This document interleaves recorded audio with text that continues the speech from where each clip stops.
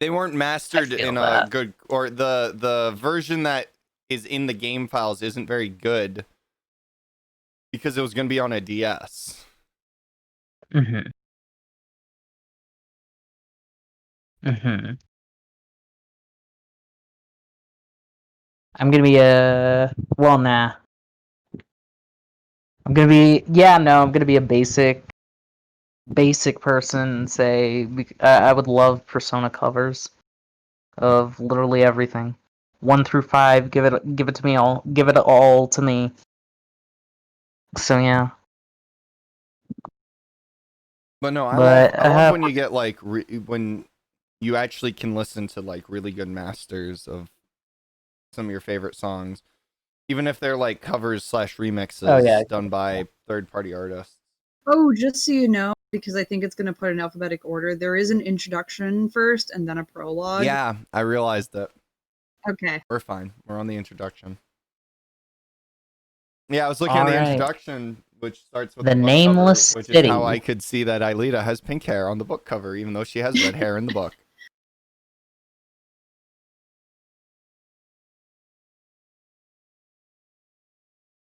So I'm guessing the house that we're looking into is the Hermitage.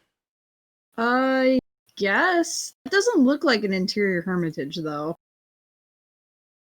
I don't know what else it would be. Yeah.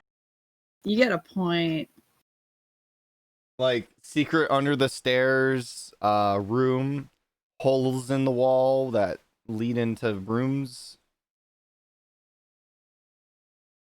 I mean, it looks like a machine. You get what I'm saying, though. That house, those stairs look way nicer than the actual hermitage in the show.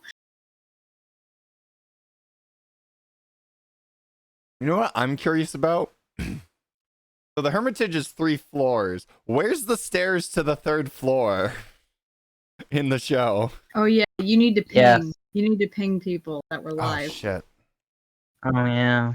Oh, is fucking Xana, like, Dark Xana saying shit? No, but there's like only 2 people here in the stream, and that's not good. Yeah. Let's see, who's here? Yeah, it's literally just us. So you done goofed. I mean, not my fault we were playing Among Us till the literal last second. I mean, it was like 10 minutes. So I'll be right back while we're waiting for people. Okay. No problem. Alright, Wazy. So here's the plan. What's up? We're gonna get everyone in chat to give Flower some big old lovin' for all her hard work. Because she's having a bit of a bad week. Did you guys catch that? Did you catch that, chat? Just give me a yes. Be very vague about it, though. Just a yes. Give me a yes if you heard everything we're doing.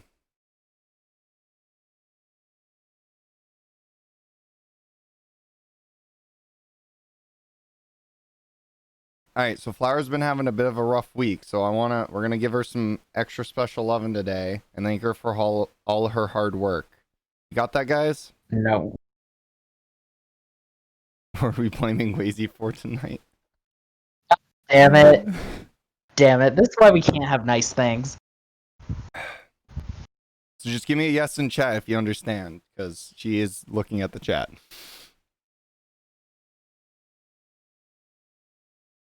Why is she still listening to like stream? I don't think she's listening to the or the VC.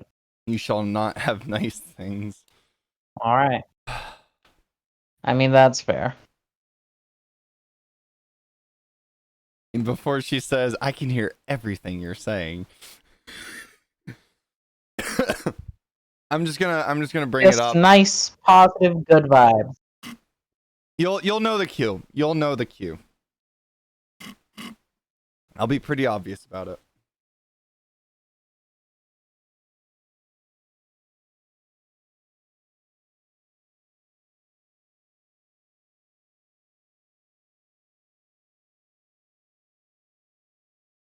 Oh, come on, Rebecca. You're no fun.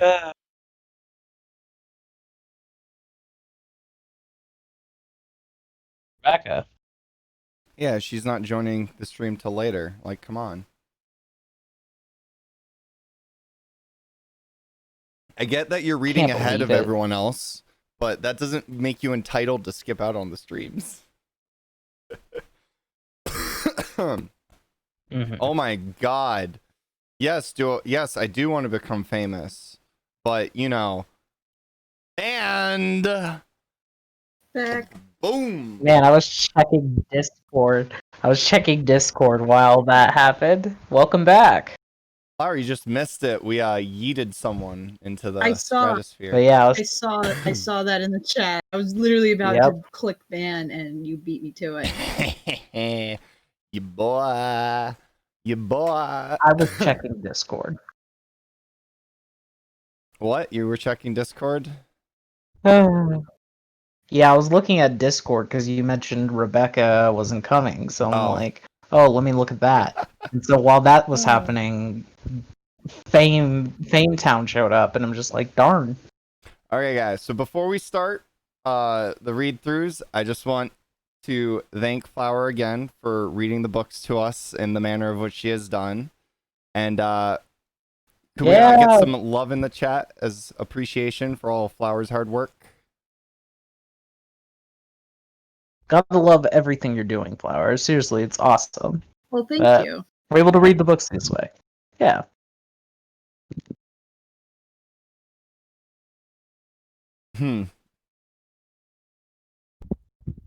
Why wouldn't it let me? That's interesting.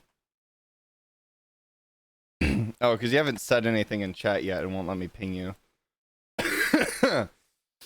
Wait, I don't know. That's not right. I don't know what we would do. You're in your ideas, Flower. The boys, if they dare to admit it.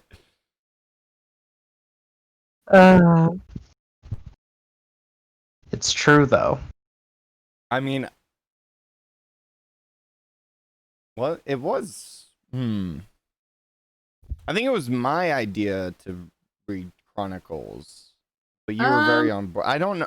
It was one of our ideas. It came up in a discussion between us. That's all I know. It was my idea. Yeah, I think was your idea? Flower. Okay. Yeah, I think it was my idea because I'm like, well, we're doing CL, Yeah, we're I doing think the it was original, Flower. we're doing Oh, yes. Evolution. Why Now I not do remember. Chronicles, which everyone says is the better like continuation? No, which I no, it's disagree. not. I No, it's disagree not. so much. No, it's not. No, it's not. I'm still on the fence whether or not it's better written. I mean, then it's Yeah, not it really hard to be isn't. better than Evo in terms of writing structure, but I wouldn't even say Evo's written terribly. The writing is nice. I think Evo's problem isn't so much that it's written terribly, it's that they didn't write it deep enough. this one goes, I think, maybe too deep at times. But it's also You mean retconning 4 entire seasons worth of Yup. canon content? Deep. Yup. Just kind of it just happened and then just move on. Oh boy. Well, you know. So, I don't know if you guys are ready for my epic Ulrich costume that I'm gonna have tomorrow. It's gonna be dope. Oh boy. It's gonna be dope. Whoa. One of these days, after the quarantine's over, I'm gonna go to a CL convention. I'm gonna dress up as Laura and see just how much hate I get. No, Flower. You know what we should do? I do a gender bent Yumi, you do a gender bent Ulrich. I think I'd rather do Laura just because I actually almost look like her. I'm smart like she is, and you know, and then it'd also be interesting to see people's and also see what others' reactions are. You know, just like I show up. You know, I could go to a regular con and then be like, "Yeah, I'm dressed up as who? Take a guess." Yeah, I could maybe pull William off, but I'd have to grow my hair out a lot more than I do. No, my hair's longer than Laura. I'm just gonna have to be like, yeah, I'm just. I mean, yeah, pretending. but Laura has it up in a bun or she does, a short, but it's still longer. Short tail. You could just be like, I'm Laura a few years in the future. She decided to grow her hair out a little. Actually, that would make sense because I'm much older than she is too. Yeah. Yeah, but I definitely couldn't be Odd or Jeremy. I'm both A, too tall, and B, too dark-haired. I guess I could also pull Evolution Sam, but I think that would get even more hate. Yeah, don't do that. And you definitely don't want to be non-Evolution Sam, because boy, is that a can of worms. Oh Queasy no! could be Evolution Sam, or normal canon Sam. Gender bent. I can be whoever Sam. I want. What? Yes, that's true. All right, now we need to see gender I bent can be whoever Sam I want. Out of Wheezy. You got to do it, Wheezy. Oh my god! You got to do it. it. No. Wheezy's got to dress up as Nicholas and then do the Nicholas voice. Oh yeah.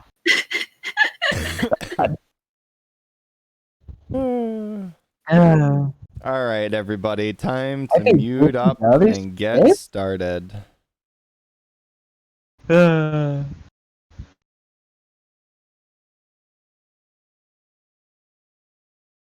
Which roles are we missing? The Nameless City by Albin Michael. First part translated from Italian by Rhys Davies. Second part translated from French by Kelsey and Aquina Fairies. For Lyoko.fr. Proofreading by Aquina Fairies and Kelsey. Images and formatting by Aqua Ticklethicke. Tonight it will be 10 years since I first met her, and I've decided the time has come to tell our story, to reveal the incredible facts that we witnessed together. Yumi Ishiyama, Ulrich Stern, Ad de la Robia, and myself, Jeremy Belpaw, and Aelita, naturally. Not one day has passed when I've not thought of you, Aelita. This story is for all of my friends, but it is above all else for you, Aelita. Goodness knows if you're still listening. Jeremy. Introduction. 1985, France. A brilliant professor named Waldo Schaefer and his wife, Anthea, are working together on an international project of absolute secrecy named Carthage. When Waldo discovers that the true intent of Carthage is not to protect the nations of the world, but instead to develop a lethal new weapon, he decides to leave the project. This choice will lead to irreversible consequences, and Thea Schaefer is kidnapped by mysterious individuals. Waldo, however, manages to save himself and their 3-year-old daughter, Aelita. After a lengthy escape, he finds employment as a science teacher at Caddick Academy in France, and under the name Franz Hopper secretly continues his experiments. There, in the basements of a disused factory close to the school, he builds a supercomputer and develops a virtual reality named Lyoko, intended to serve as an antidote to Carthage. However, after several years, the organization for which the professor worked succeed in tracking him. In 1994, when Aelita is 12 years old, Waldo Schaefer takes refuge in the virtual world of Lyoko with his severely injured daughter and extinguishes the supercomputer that powers it. Many years later, Jeremy Belpaw, a student at Caddick Academy, is 13 years old, has few friends, and possesses an innate talent for information technology. Having uncovered the existence of the old factory through underground tunnels connecting it to Caddick, Jeremy finds the now abandoned supercomputer and succeeds in reactivating it. In turn, he discovers Aelita, who through the intervening years has remained in prison within Lyoko and has not aged. Together with his friends Ulrich, Odd, and Yumi, Jeremy manages to materialize Aelita in the real world. From that moment on, the 5 friends devote themselves to an embittered fight against Xana, a pitiless artificial intelligence that has taken possession of Lyoko. With great effort and after incredible virtual adventures, Xana is at last defeated thanks to the sacrifice of Franz Hopper, who survived the many years in Lyoko in the form of a sphere of energy. They are no longer in danger, not anymore, or so it seems. On December 21st, some months after the defeat of Xana and Hopper's death, Aelita suddenly loses her memory. Therefore, on the final day of the Christmas holidays, the friends decide to gather in the Hermitage, the villa where she lived for a period of time, to help her recover her lost memories. The 5 children begin to investigate the secrets of the Hermitage and discover a hidden room.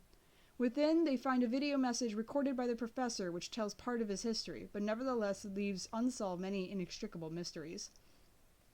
In his message, Hopper entrusts to Aelita the task of finding her mother again and asks her to keep for him a golden pendant, a present that he and Anthea exchange as a pledge of their love. In the meantime, Xana, which the children believe to be defeated forever, progressively regains life and possesses an American girl named Eva Skinner. Sometime later, Eva makes her appearance at Caddick. Jeremy, Ulrich, Odd, and Yumi choose to help reunite Aelita with her mother. They make this choice in good faith, trusting and confident that they are now the only ones aware of the story of Hopper and Lyoko. They are convinced that there is nothing left to threaten them, and that Xana no longer exists. They are very mistaken.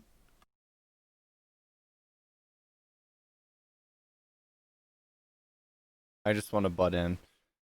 They are very mistaken, and I'm very unsurprised.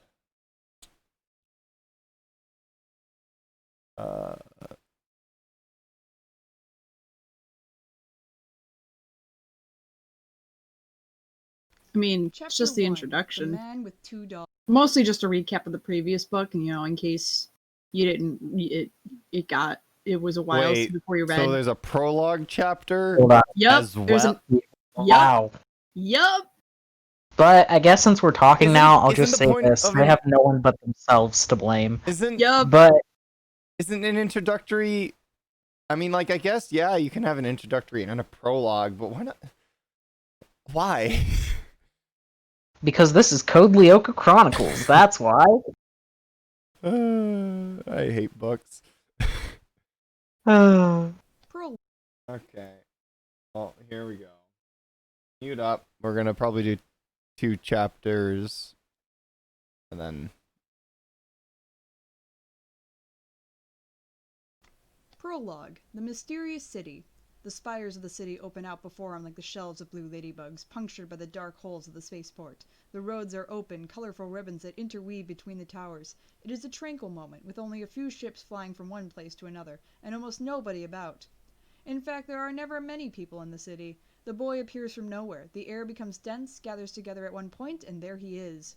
He flexes his fingers and begins to fly, gathering speed, and then falls as he transforms his flight into a dive. He lands on one of the expressways that lead to the wall, and the road surface withdraws docilely to mitigate the impact.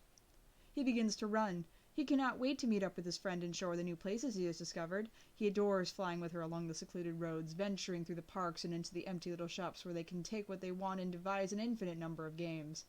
His friend says the city of Pincer Lake Towers is incredible, but that it is deserted. The boy does not understand what she means. There's himself, the artificial intelligences, and then the professor. Who else could be needed?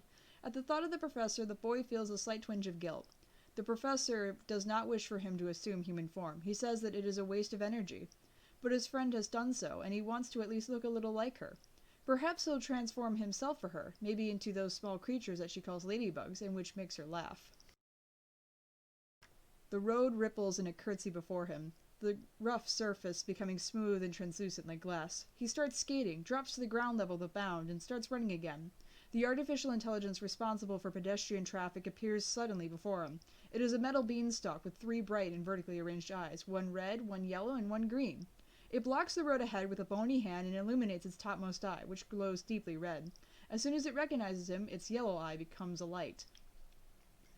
"Sir, you were exceeding the speed limit," the AI reminds him. "May I ask you to slow down?" The boy waves a hand in front of it. "Authorization denied." The eye of the traffic controller suddenly becomes green, and the creature moves to let him pass. "Of course, sir. Please proceed." The boy runs until the palatial buildings around him start merging into a single colorful blur. With a leap and a bound, he vaults a great bridge of entwined cables, and touches down onto the road on the other side. He spots an information transport AI. It looks like a large squashed egg and is slipping speedily along the street. It must be an important AI, probably working for the professor. It can give him passage. The boy jumps onto it from above, his fingers covered in a thin electrical discharge. He lays his hands on the surface and holds on so as not to fall. They pass the first junction, the second junction. Then the boy jumps off and transfers onto the enameled chin of a waste disposal AI. It is a little slower, but it takes him in the right direction. The wall reaches high into the sky and is made from black bricks. Every time the boy skims its surface, clear blue lightning arcs between the wall and his fingertips. The wall repels him. It encircles the city, and the boy cannot fly over or through it. He cannot pass it. Set in the wall is a single portal, but right now the great doors are closed. The boy presses the palm of his hand to it, and on a floating screen that appears from nowhere, 4 shining letters appear. It is the name of the boy, even if he is not aware of it. The door crumbles in a rain of dust. One moment it is there, the next it is not. Beyond the threshold, the boy can see the long drawbridge that disappears on the horizon. It floats in a void, as there is nothing beyond the city, not a moat or a valley or a road. Only the bridge hanging over the dark. Every so often the boy has imagined what it would be like to cross that bridge, but he has never given it serious consideration. It is not encoded in his directives. He looks at the bridge and knows that his friend will soon come across it. Sometime soon he will see her thin figure walking with long strides across the floating arches and take flight. Then he will see that little cloud of pink hairs and that smile. His friend is a little late, but that does not matter. He can wait, and the city will survive a little longer without him. In any case, other parts of the boy are right now flying over the pagodas, penetrating into the sewers, checking that everything is well. It takes so little effort that he barely recalls that he is doing it. Now his friend is very late and the boy begins to worry. What has happened? She has always been punctual when she comes to meet him. So he waits motionless before that infinite bridge. Ever so often he believes he can see her neat pink hair, little more than a dot, out there in the depths. His friend will not visit anymore, but he does not know that yet.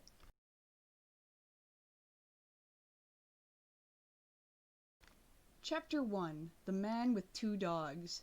He hated being here. He hated the constant relocating. The fact that his work obliged him to move roughly once a week did not change the issue one iota.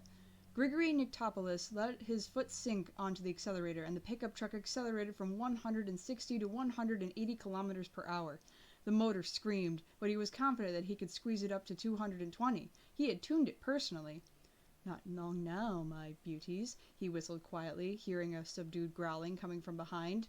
He turned off the autoroute at the first exit without slowing down. It was 3 o'clock at night and there was no one else around. He chose an automated toll booth and paid in cash, pouring a handful of euros into the small basin.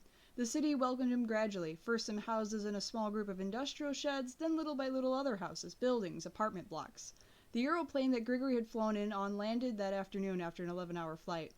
His contact was waiting for him at the airport, an insignificant type that had been holding the leash to his two dogs. He had delivered a bunch of keys to him. "For her," the man had said. Grigory had not responded and limited himself to reclaiming the key and the dogs. He had driven without brakes, stopping only to allow the animals to stretch their legs, and now he was hungry and thirsty, and so very sleepy. "Later," he said to himself. "First things first. We finish the job." He reached a tall and narrow turn-of-the-century villa, surrounded by a wooden fence. The garden was covered with snow and it had an almost savage aspect. On the gate a plaque confirmed that this was the Hermitage. Grigory smacked his lips but kept on driving. He would have to return here later. He coasted along the street and then crossed the river. On the bridge he turned his head and curiously regarded a little islet that seemed on the verge of sinking under the weight of a deserted factory. Then he turned back, heading towards a great park. He circled the walled enclosure and the pickup mounted the sidewalk, advancing through the shadows of the night like a jaguar on the hunt. Between the trees he could see the black roofs of the buildings buttressed against each other to form an L shape, the classrooms, the offices, the student dormitories. So that was Caddick Academy. It looked well connected, a school for privileged children, spoiled ne'er-do-wells. The wall ended in a great wrought iron gate, currently closed, supported by ornate columns on which the school's coat of arms was emblazoned. Grigory Niktopoulos smiled and got out of the vehicle together with the two dogs. They walked away for several minutes, then they came back. Upon their return, one of the dogs became so excited that its teeth latched onto the passenger seat and ripped away a sizable piece of the upholstery. The man caressed the animal's snout. "I agree. We've done enough investigating for now." The pickup drove out of the center of the city and eventually pulled up in front of a large isolated house in the suburbs, the grounds protected by a rustling fence topped with barbed wire. It was one of those properties that adults seem to not notice, and which children avoid because they fear it. "Hardly luxurious," Grigory commented to himself. "The magician could have found me more comfortable accommodations." He opened the gate with the keys that the contact had passed to him at the airport, parked in the tall grass, and got down to let the two dogs out. They were both huge Rottweilers, strong and aggressive, trained to attack. Their names were Hannibal and Scipio. Grigory Niktopoulos rubbed his sharp face to expel the creeping fatigue, grabbing his bags and suitcases from the pickup and started unloading the equipment. Her room in the dormitory was icy cold, but her bed sheets were soaked with sweat. She had woken up hearing the barking of dogs, just like in her dream. Maybe she was going mad. Aelita rose, shuddering as her bare feet made contact with the cold floor beneath them. She pulled on a sweater. Her bedroom window faced out over the park, and in the dim light of the darkened pre-dawn sky she could, with a little imagination, glimpse the shape of the Hermitage, the house that had belonged to her father when he was still alive. She combed her light red hair in front of the mirror. Reflected in its surface she saw herself, a young girl of some 13 years age, but who seemed younger, the eyes ringed with sleep lines, the face thin and tired. For a moment she saw her face as it appeared in her dreams, with pink hair and the pointed ears of an elf, 2 vertical bands of makeup painted on her cheeks. Which was her true identity? Aelita Schaefer, daughter of Waldio and Anthea. Aelita Stones, Odd's fake cousin and female student of Caddick. Or Aelita the elf girl, inhabitant of the virtual world of Lyoko. Stop thinking like that. Lyoko no longer exists. Not anymore. The girl seized her phone from the bedside table and turned it on. On the 7th ring, a groggy voice answered her. Hello? It's me. Aelita, what's the matter? She got the impression that Jeremy was gropingly searching for his glasses on his own bedside cabinet. Then she heard him shift and push back the duvet, something falling on the floor. What time is it? Can you come see me, please? Jeremy did not answer her, but 5 minutes later he was knocking on his friend's door. Hot chocolate with a lot of sweetener. Before arriving, the boy had passed the vending machine on the ground floor of the dormitories and collected 2 drinks. Kind and thoughtful as always. Jeremy absent-mindedly sipped his drink. He was fair-haired and wore a pair of round-lens glasses set in black frames, along with a woolen sweater hastily pulled on over his flannel pajamas. He looked like he had stolen it from an older sibling, and his expression... Why are you laughing? He asked her. Alita's gaze softened. It's your face. You always look so serious. That's not true, he protested. It's just that there's not enough sugar in this chocolate. You know, Jeremy went on after several seconds of silence, I've thought about it, and I believe you should transfer into a double room. That way you'd have a companion, and at night you'd feel less alone. Aelita impulsively seized his hands and shook her head. No. Why not? You've not slept properly since we returned to Caddick, and when you do sleep, you wake up in the middle of the night terrified. It'll pass. And what about the nightmares? Always the same dream? Aelita managed to swallow half of her chocolate in a single go. More or less, she murmured. Do you remember my father's video and the photo of that house with the mountains reflected in the windows? Jeremy nodded. At the end of the Christmas holidays, he, Aelita, and their friends had taken refuge at the Hermitage to share one day together to help her recover her memories of past events.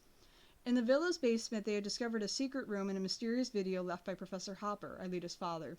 The boy had watched it almost 100 times. Aelita continued, That house is always in my dream. My father is working outside and Mommy is in their room. Except then your mother disappears, Jeremy concluded for her. Yes. I run to her and find the wardrobe wide open, the glass smashed in the window frames. Her dress is scattered and trampled on the floor. And then I feel that someone is there with me.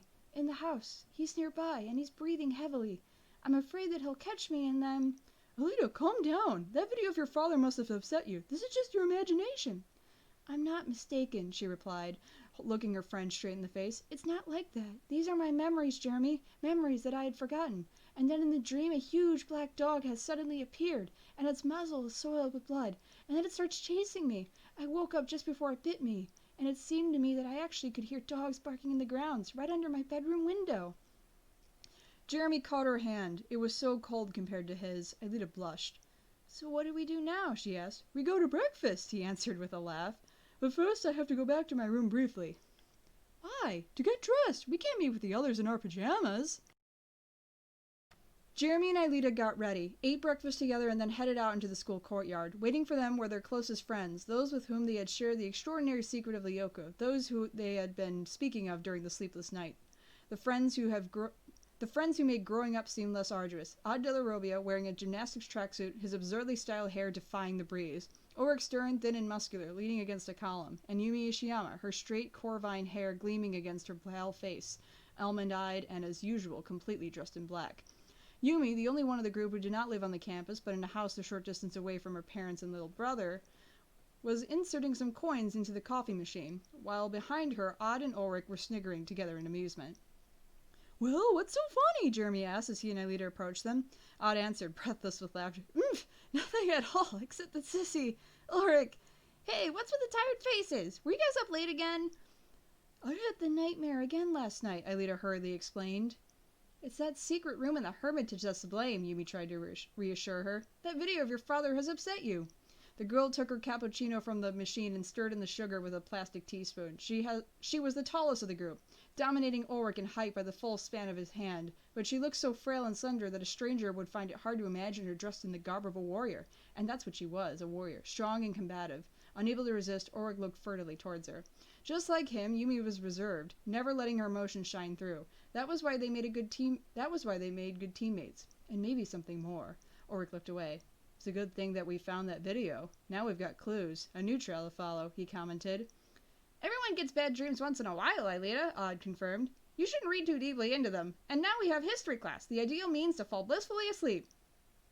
Don't be stupid, Odd, Ulrich hissed. And we better get moving, unless we want to be late.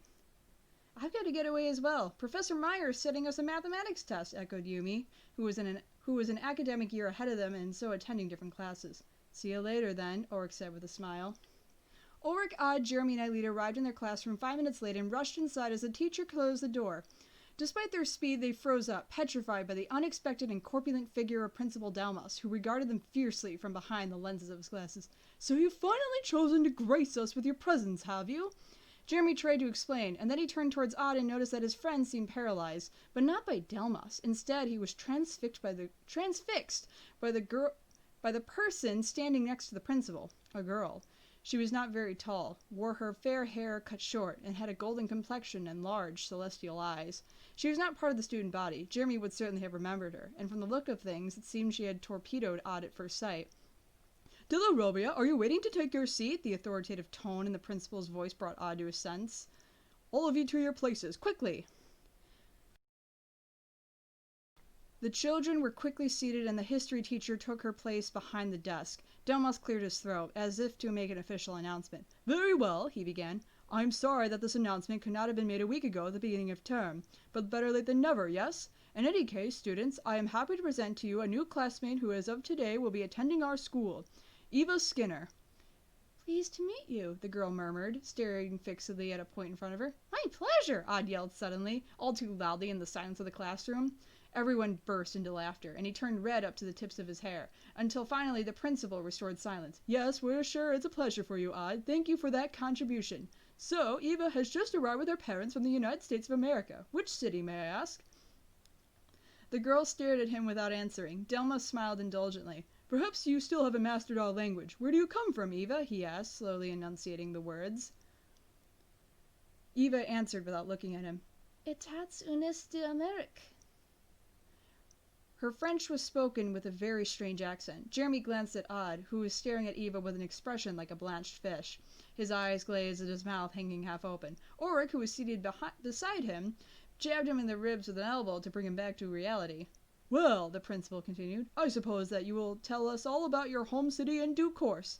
Then he again addressed the class. Meanwhile, I wish for you all to receive Eva enthusiastically. She will not be living on campus as her parents live not too far away. But remember that today our newly arrived friend is taking her first steps on a long journey. Odd saw that Jeremy was looking towards him and mouthed the words, She's so hot! In short, please help her to integrate into our school community and make her feel welcome. Not too welcome, Mr. Della Robbia, I beg of you. More laughter ensued. Grigory Nictopoulos had not washed or changed his clothes. He had not had the time to, but the living room had changed, in appearance at least. On the floor, a bare layer of rough cement laid by the builders many years ago, the 2 dogs were rolled out. Hannibal and Scipio were contentedly dining on a quarter portion of raw ox, tearing at the meat with their teeth. Grigory had prepped the equipment and had even managed to grab a few hours' sleep. Now bundles of electrical cabling hung on the walls, fixed in place with black adhesive tape. 2 great monitors were set up on the floor, 42-inch models of Chinese manufacture, along with about 10 or 12 smaller units. Besides them, he had installed 2 parabolic antennas on the roof, positioned so that they were not visible from the road, along with 2 secondary aerials in the house itself. And then there was the CB, a low-frequency amateur radio receiver, a police scanner to intercept transmissions to and from patrol cars in the area, a computer connected to the monitors, along with 2 separate computers and the internet connection, naturally. Of everything that he had offloaded from the pickup, only 3 cases remained sealed. 2 were full of video cameras and bugs, surveillance devices. The 3rd was stamped with the emblem of a green phoenix and contained the machine, his precious archive of memory cards. Grigory caressed the lock with a big box and poured himself a cup of tea. He would only use the machine in due course, when the time was right. An automatic rifle was lying on the carpet, next to the principal computer's keyboard. It was an XM8 assault rifle, a prototype developed for the U.S. Army which had never entered into production. A big boy's toy. Grigory did not think he would actually need the use of weapons to bring this operation to a close, but their presence helped him to concentrate.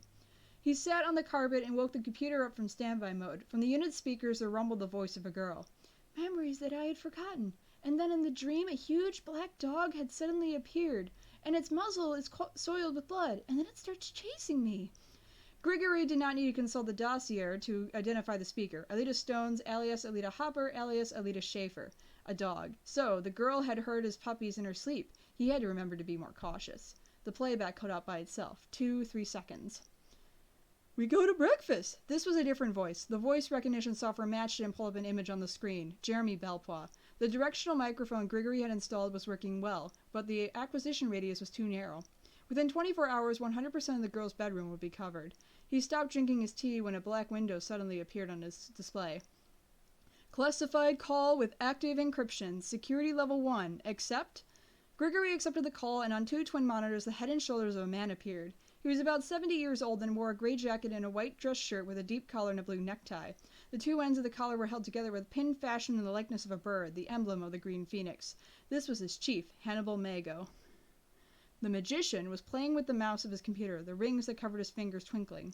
His head was shrouded in gloom, and a large hat with a wide brim hid his eyes and half of his face. All that could be glimpsed was a square-set jaw and a wide mouth that was opened in a sneering grin, putting on 2 gold teeth on display that were set in place of the canines. Grigory, good day. And to you, sir. The voice of the magician was profound, masked and distorted by electronic instrumentation. Grigory knew that however much work he put in, he would not be able to extract a recognizable audio print from it. Have you had a good journey? The base is operational, sir, Grigory answered. I estimate that I will have placed all the surveillance devices by tomorrow, including in the villa. The magician smacked his lips. Excellent. But remember that surveillance is only one of our objectives. Now that our mark has proved to be active in Kadak Academy, it is an absolute priority to acquire fresh information. Yes, sir. Grigory shrank the image of his superior to free up space in the monitor and began to search the digital dossier. Do you have any preferences, sir? Who do you want me to start with? Such matters do not concern me, Grigory. In spite of the electronic distortion, the magician's voice seemed to turn colder. It interests me only that our project moves ahead. I want documents signed by the professor. I want the codes. Yes, sir. But, above all else, I want confirmation that this famous supercomputer actually exists. The treasonous actions of our most trusted agent 10 years ago were a hard blow, and I have every intention of taking my revenge. Do I make myself clear? Perfectly, sir. In a window on the screen, an image had appeared of a little boy, his blonde hair firing up from his head and a comical dog in his lap. Behind him were 2 grown-ups with a disgustingly happy and cheerful air about them. A name flashed up under the photo. Odd. Della Robbia. I'll start with them, sir. The magician's only answer was croaking laughter.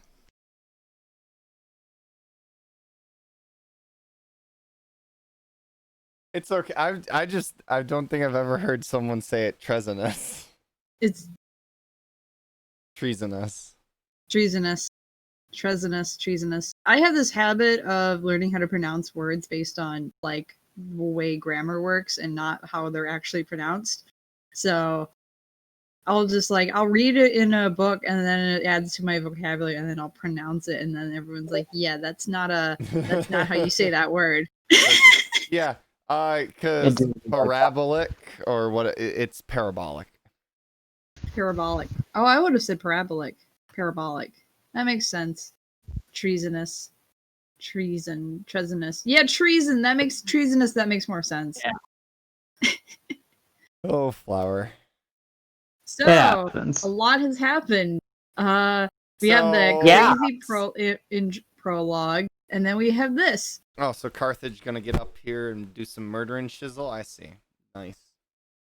Fancy stuff. Gotta love it. Wazy, they stole our plot. I mean, hey. Wazy, they stole our plot! They did! I can't believe it! Can't believe it.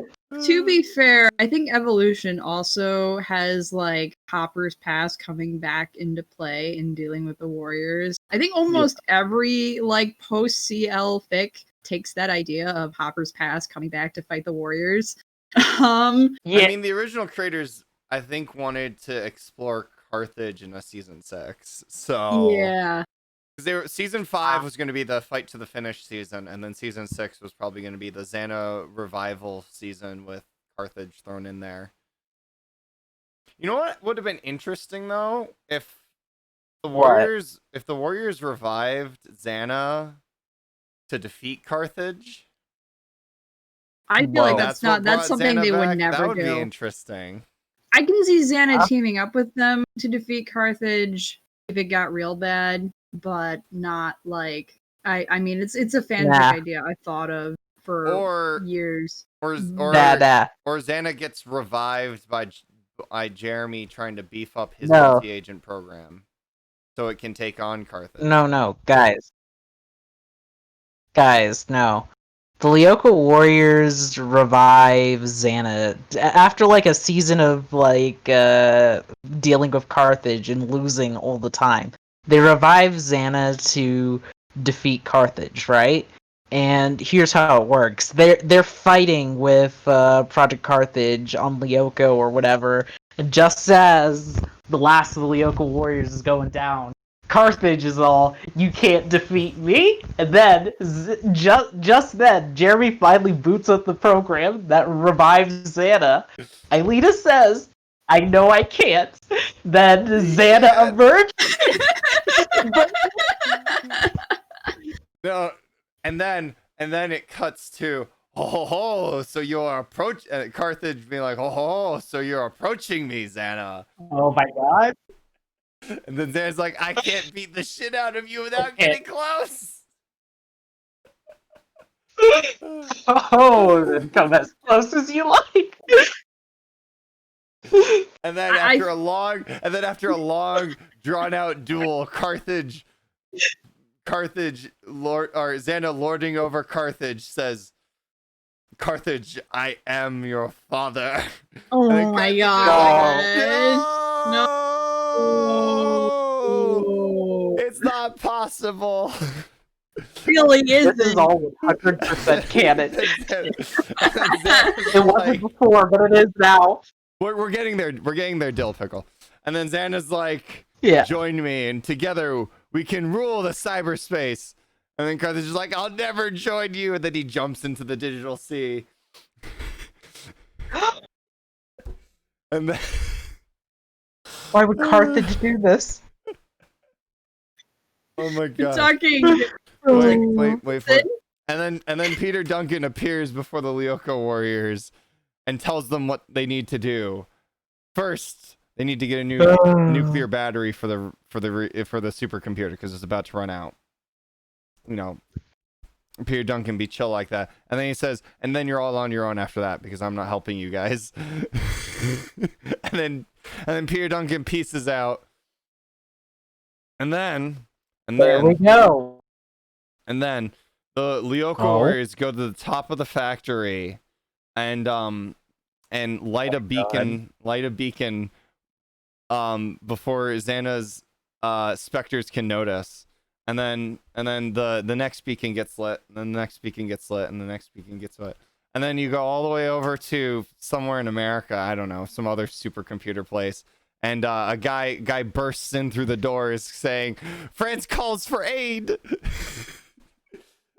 and then the leader there is like, the leader's like, if France calls for aid, then we shall ride out to meet them.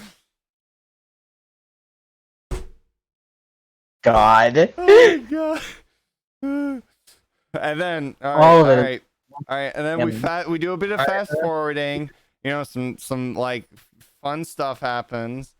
Xana gets a girlfriend. I know, like really long story. Heck yeah. And then all right, now we're in Sector 5. Digital C is just in Sector 5 now. Whatever. And Aelita's holding a ring out over the digital C. It just says she's about to drop it into the digital sea to destroy Xana once and for all. I can't. Ava Skinner appears. I just can't. It bites off Aelita's finger. No. And then there's a bit of fighting. And then Aelita throws Ava Skinner and the ring into the digital sea. Destroying Xana forever. You mentioned that Xana gets a girlfriend, and all I can think of is that Xana just catfishes some people.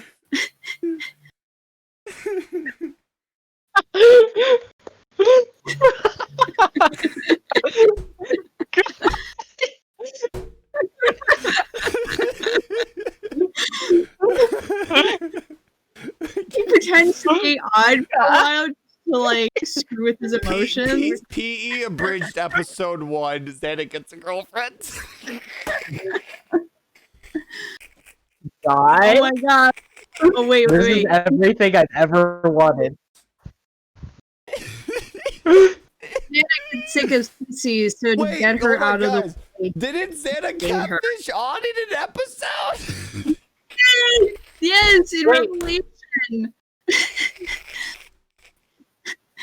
As Meet he me should. in the He's woods. already an expert. I'm gonna die. Xana's already an expert at catfishing. Oh my god. This is canon. All of it. 100% canon. Xana's a catfish.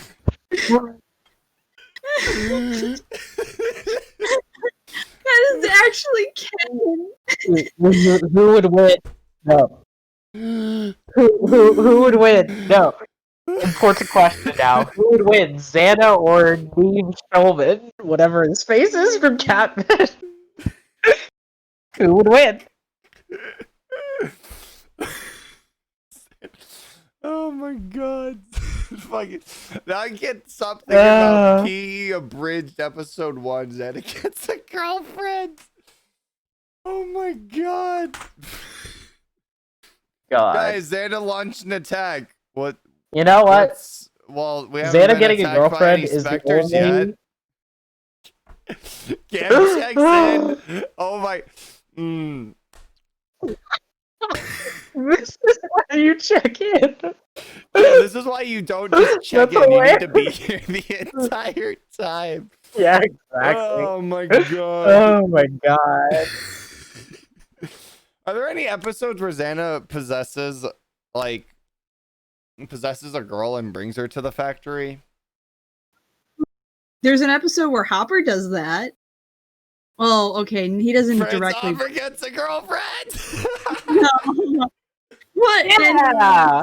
You're like, Wait, hold on. hey, Wait, what hold on, about guys. me? Wait. Listen, he thinks Hold on. Anthony is dead. Franz Hopper. He's got to Franz move on Hopper's- too. My man's got to move on too. So Franz Hopper's what, like 35, and Sissy is 13. Hopper's older Yes, than that. No. He's got, like, Mochi Daiketsu Setsuka. Kaisetsu Detsuka. Oh no. Lol, it's okay. Why is it okay, Nick? Why is it okay for a 35-year-old and a 15-year-old?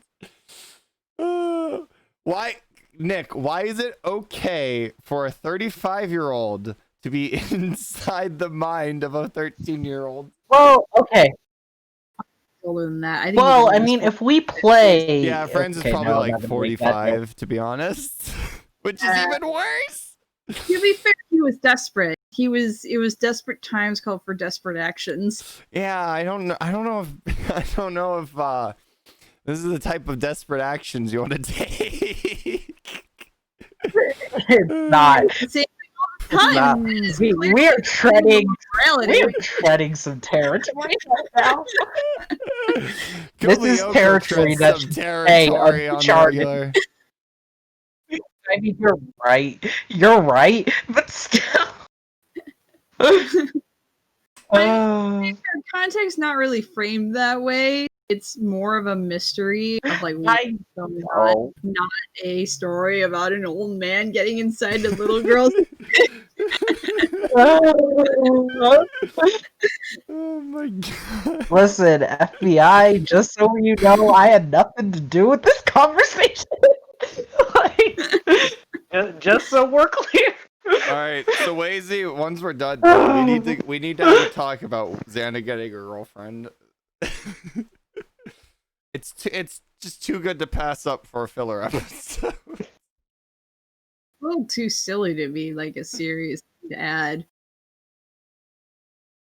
Everybody needs some love, you know? I mean, That's why listen, Xana's we so all crazy. He carry needs on this love. journey Once you get called someone to love, life he'll be alone.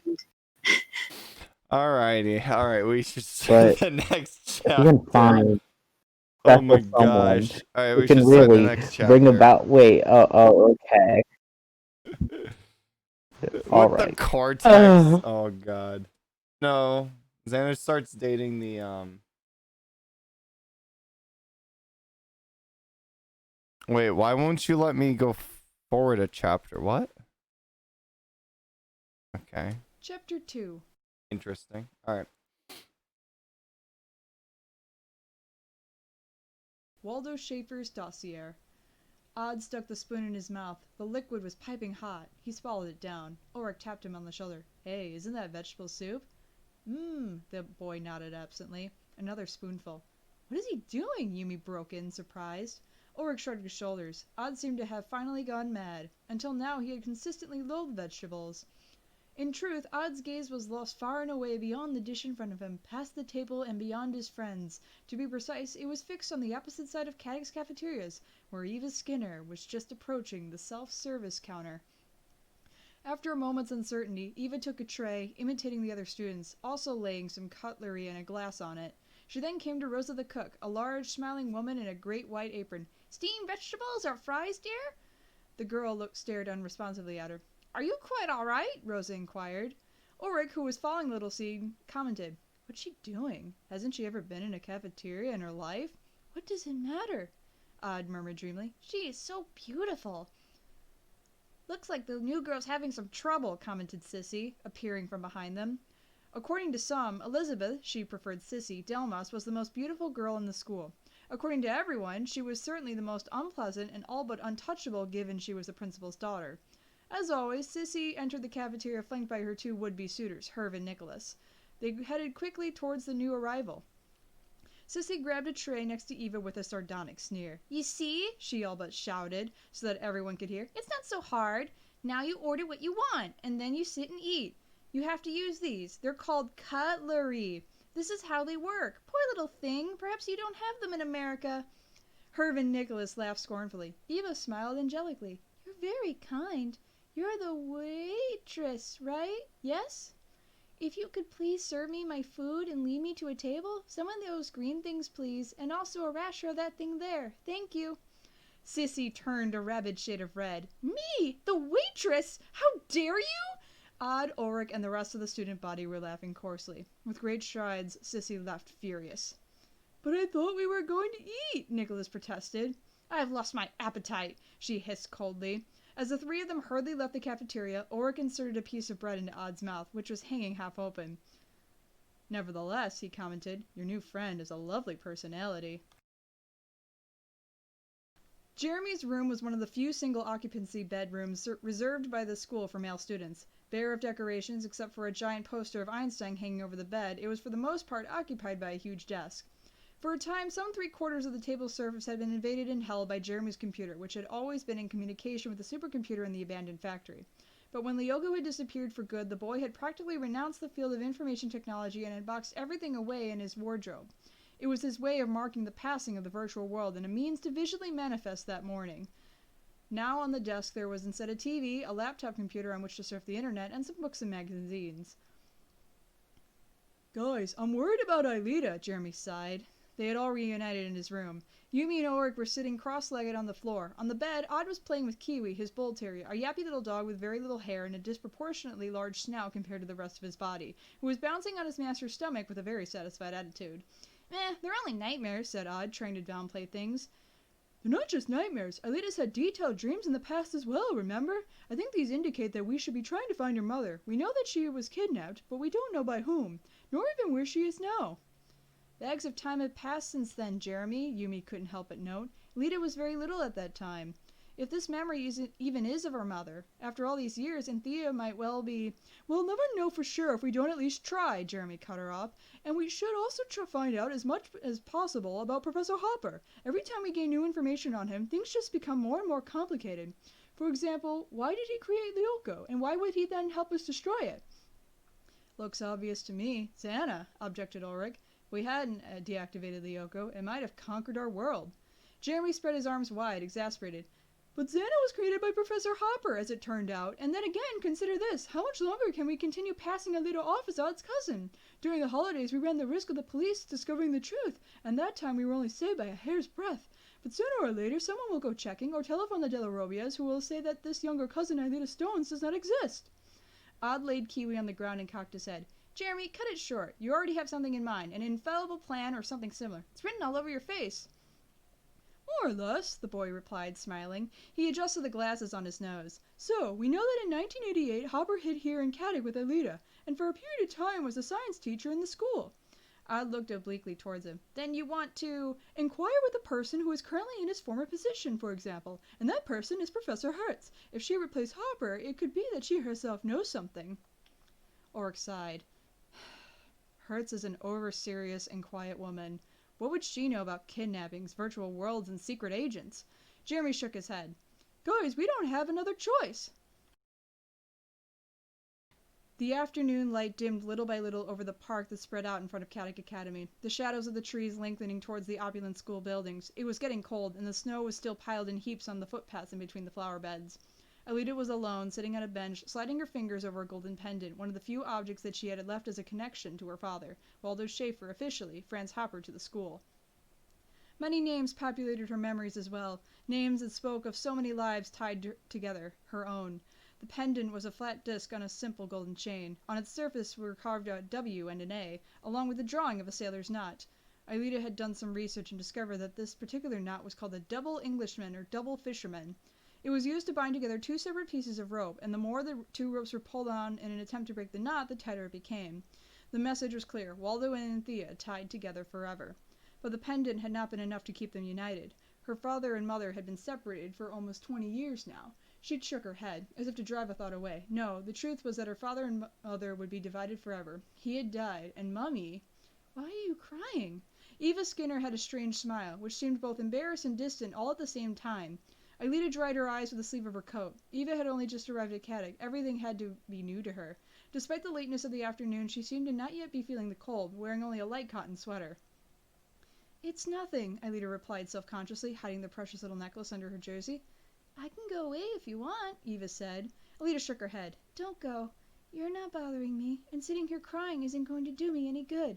After a little while, seeing that her new companion was not speaking, Alita added, I saw you earlier today in the cafeteria, did you know? With Sissy. You shouldn't worry too much about her. She's always overbearing. It doesn't matter, Eva said. It's just because I'm the new girl. Alita smiled. Yes, I understand that feeling. In actual fact, Alita was hardly the new girl. She had attended Caddick once before many years ago, but then there had been Lyoko, and she had not aged during that time. So that when she returned to the real world, it all seemed so utterly strange to her. She was practically a foreigner. Feeling a certain kinship with Eva, Alita suddenly realized that the girl's French was much improved compared to earlier in the morning. Incredibly improved, to tell the truth. It seemed that Eva now knew far more words, and also her strange accent was less pronounced. She had to be a very switched-on person. She was learning in a hurry. Alita then offered her hand. If you have any more problems, then you can count on me for help. In other words, friends? I'll do that, Eva smiled, gripping the hand. In other words, friends. In order to carry his plan to fruition, Jeremy waited until 6 in the afternoon, when Professor Hertz always shut herself in her office to correct the students' homework. The office of the science teacher bore more than a passing resemblance to the laboratory of an alchemist. It was small and cluttered with curious objects that occupied not just the surface of her desk and bookshelves, but also the floor and the windowsills. There were voltaic pile batteries and alembics, tidy sets of test tubes full of chemical components, sextants and oscillometers. Professor Hertz was a small and slender woman, with a huge pair of round glasses and a shock of curly gray hair, untidy and reaching down past her shoulders. As always, she was wearing a lab coat, and when Jeremy presented himself to her, was consulting an enormous list of notes. Jeremy! She exclaimed, noticing him. What brings you here at this hour? Are you having trouble with your research on cellular biology? The boy looked for a free space where he could seat himself. He did not find it. In the end, he sat himself down in a stack of Scientific American back issues dated 1998 to 2004, which had been piled up to form a voluminous cube in front of the desk. He cleared his throat, uncertain of where to begin. Well, Professor, in fact, I'm looking for information on the science teacher who was in residence here at Caddick before you, Franz Hopper. Hertz's eyebrows rose over her paperwork, and Jeremy understood that he now had her full attention, but he felt a definite undertone that suggested the professor was not enthused at his request. Just out of casual interest, she asked, feigning indifference. Not at all, he tried to divert her focus. In the school library I found a book by Professor Hopper, An Introduction to the First Principles of Quantum Mechanics, as applied to the field of informatics. Yes, I know it quite well, but it seems to be far too advanced for a boy of your age. Alarm bells rang in Jeremy's mind. If Hertz was familiar with the book, perhaps she had an interest in quantum computing. Did she know that Hopper had built just such a system in the old factory so close to the school? He decided to leave that issue for another occasion. The figure of Professor Hopper has made me curious. I mean, he was teaching here in our school. Did you know him? Yes. No. Somewhat. I began to teach at Caddick only after he vacated the position. But if I'm not mistaken as to the timing, even if you were not teaching prior to that point, you were a laboratory assistant here, Jeremy insisted. You had to have worked with the professor for at least 2 years, correct? Jeremy, Hertz interrupted, losing her patience. Do you want to make this an interrogation? Yes, 10 or so years ago I was an assistant in the chemistry lab, but Professor Hopper was not particularly interested in that subject. I met him twice at the most, no more, and that is all. Jeremy limited himself to nodding, little convinced. That whole story stank. He tried another line of attack. But do you know where he's gone, Professor? In 1994 he left the school and then it seems he disappeared completely. Much as it displeases me, I know nothing about it, she cut him short. And you, instead of obsessing over quantum physics, would do better to concentrate on biology. Need I remind you that your work on cells is due in tomorrow? You may leave. The boy rose, stumbled on a large electromagnet and risking knocking over the stack of magazines at which he had been sitting. Never before had the science teacher succeeded in dismissing him so speedily or directly. When he left, he pushed the office door to, but did not shut it all the way. The corridor was deserted, no teachers in sight. After all, it was almost time for dinner. He pressed himself up against the wall and stood motionless, one ear turned towards the slightly open door. He got the impression that the professor was letting out a deep sigh, and then he heard her lift the telephone receiver and dial a number. Headmaster, it's Suzanne Hertz. Jeremy Belpois has just been here. There was a pause. He was asking questions about Franz Hopper. Yes, thank you. I'll come over right away. Jeremy ran for it. There was a stain on the wall that was reminding him of something. Lying on his stomach in his dorm room, Odd tried to concentrate. There it was, a heart, Eva Skinner's mouth. He had to stop thinking about her and focus on studying. There was a French literature exam the next day, and he still had not even opened the textbook. He seized the book from where it had been laying face down on the floor, where Kiwi had been gnawing on the cover. The dog barked in protest at the theft of his snack. Good boy, grumbled Odd. I'll take you out later. He started reading. Stendhal was the most important writer of the Eva Skinner period. His masterwork, Eva Loves Odd, is without a doubt Eva Skinner's... No, this was not going well. Kiwi barked again. Oh, would you do me a favor and shut up? He slammed the book closed and threw it towards the dog. Yelping, Kiwi squeezed past the bedroom door. Odd roused himself. Hey, boy, where the heck are you going? You can't... Barefoot, he ran into the corridor and saw that Kiwi was rushing down the stairs, trotting towards the grounds. Stop, he yelled in the dog's direction. If someone sees him, it'll be a disaster, he thought. Pets were forbidden at Caddick. He had successfully kept Kiwi hidden for almost 3 years now, but there was always the danger of discovery. Is that you, Odd? Have you lost your shoes? Odd Sissy said, peeping from the door of her bedroom. Yes, they've escaped, along with your brain too, I believe. Oh, and if you find them again, please let me know, he replied. Not wasting another second, he rushed outside. In the grounds, the sun had now sunk completely behind the main building. It was becoming very cold. Odd ran towards the sports pitch. Kiwi had definitely gone in that direction, except that the sports pitch was next door to the gymnasium, and the gym was the domain of... Jim! Oh, crap! Odd breathed. Jim Morales was younger than the other teachers. Consequently, nearly all the students treated him more like an overgrown friend than an educator. He was not particularly unpleasant, so long as he did not annoy him. Of thick-set and massive build, he was always dressed in a gymnastics tracksuit, though that was to be expected given he was the PE teacher. His hair was pushed up by an elasticized sweatband, and he permanently wore a big band-aid on his cheek that, according to him, gave him the air of a fighter. According to Odd, it made him look like he had cut himself really badly while shaving, but he would never have said that to his face. Jim was currently bent over Kiwi and rubbing the dog's belly. Hey, who's a nice dog? What are you doing here? Have you gotten lost? As soon as he saw Odd, Kiwi leapt to his paws and ran to meet him. The boy took him in his arms. Good boy, Kiwi, he murmured. Look at the lovely mess you've landed us in. I'll have you know he's done nothing wrong, responded Morales, towering over him. On the contrary, he's a nice doggy, but you know perfectly well that pets are not allowed on the campus. Odd squared his shoulders. But he's not mine. I've never seen him until you just introduced him to me. Kiwi licked his face. The PE teacher had smiled sarcastically. I see, and goodness knows how you managed to call him by his name. Now we'll go together to your room, leave the dog there, and then we'll make a little visit to the principal. What do you say? He'll decide the punishment you deserve. Inside the gym, Yumi and Ulrich were engaged against each other in a kung fu sparring match, while in a corner, Alita observed them while listening to a little music. When Jeremy entered, Yumi took advantage of Ulrich's momentary distraction. With an improvised move, seized hold of his t-shirt. In a moment, the two of them were on the floor, in a tangle of arms and legs. For an instant, they remained fixated, and then they picked themselves up. They were both red in the face, and not just from the labor of training. So? Ulrich asked Jeremy, massaging his numb shoulder. Alita removed her headphones and turned off her MP3 player. Then she looked at her two friends with an interrogative air. So what? Jeremy suddenly came out in a cold sweat. Well, here. I know that we should have told you, but we thought that, in short, Yumi readily intervened in his aid. He's been speaking with Hertz to try and find out anything about your father. We thought it would be a good way to at least turn up some leads. Alita turned to glance at the girl. And Jeremy decided not to tell me? Thanks a lot. Jeremy swallowed. Perhaps if he dug through the gym's linoleum carpet, it would be possible for him to sink into the center of the earth and disappear forever. It was worth a try. Alita advanced on him. Yes, thank you muchly. It was very, very... She changed her tone. Kind of you. Thank you. And she planted a kiss on his cheek.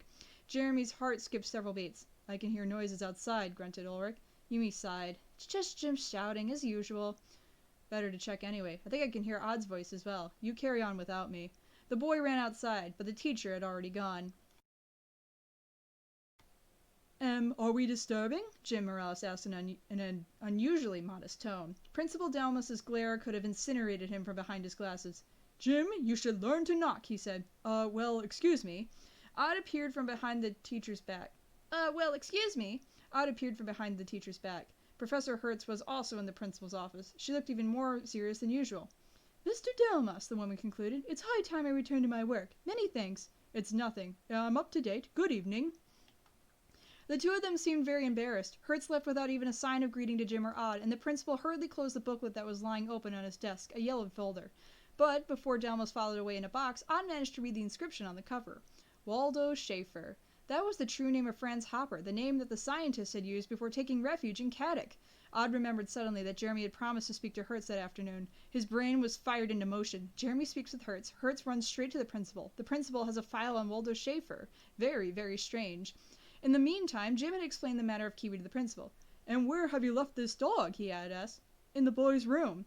The principal addressed Odd gravely. Keeping animals in the dormitories is strictly forbidden. I will have to suspend you for several days for this. Meanwhile, we will go collect this dog.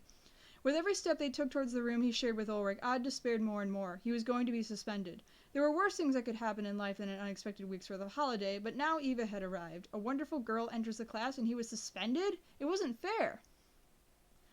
By order of the headmaster, he opened the door. As usual, the old room was in disorder. Ulrich's martial arts posters decorated the wall on his side, and over Odd's bed hung a poster of the mythical Harry Metal chopping through an amplifier with his electric guitar.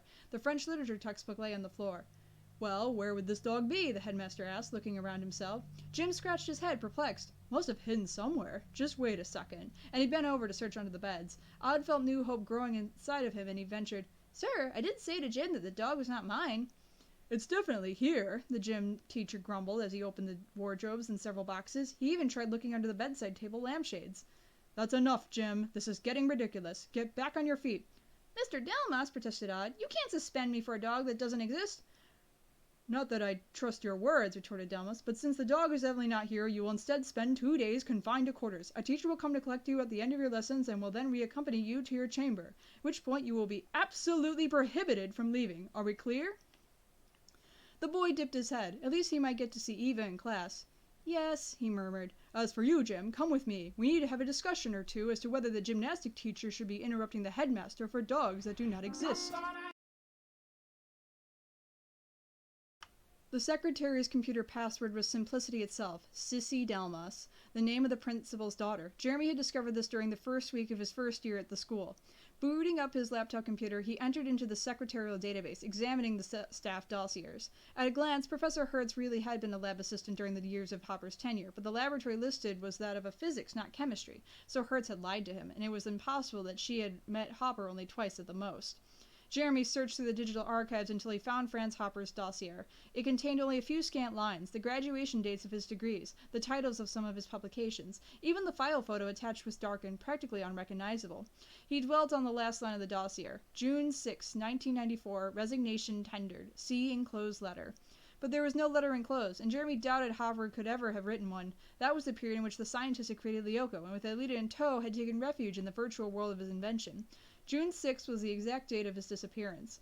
Jeremy reflected. Hopper had taken refuge in Lyoko because someone was searching for him. It was obvious that he could not have presented a letter of resignation prior to that escape. It would have been a sure sign of his intention to flee. Then it was all a lie. But why? Who had covered up the escape of the teacher, and who had helped him previously to hide in Caddick? And above all, why had Hopper tried to take shelter in Lyoko when he knew all he would find there was Xana, the enemy? Too many things that made no sense, too many questions without answers. At that moment, the bulb in the desk lamp exploded with a flat crack that made him start. The laptop computer flickered out and rebooted automatically. Jeremy pushed himself back from the keyboard, his eyes wide open as if he had just seen a monster. The currents spiking, bulbs bursting. This seemed like one of the electrical attacks that Xana had unleashed against Caddick so many times, but it was not possible. The artificial intelligence had been destroyed and Lyoko had been extinguished, so this had to be just a coincidence. Jeremy switched off the computer and lay down on his bed. He was a scientist. He did not believe in coincidence.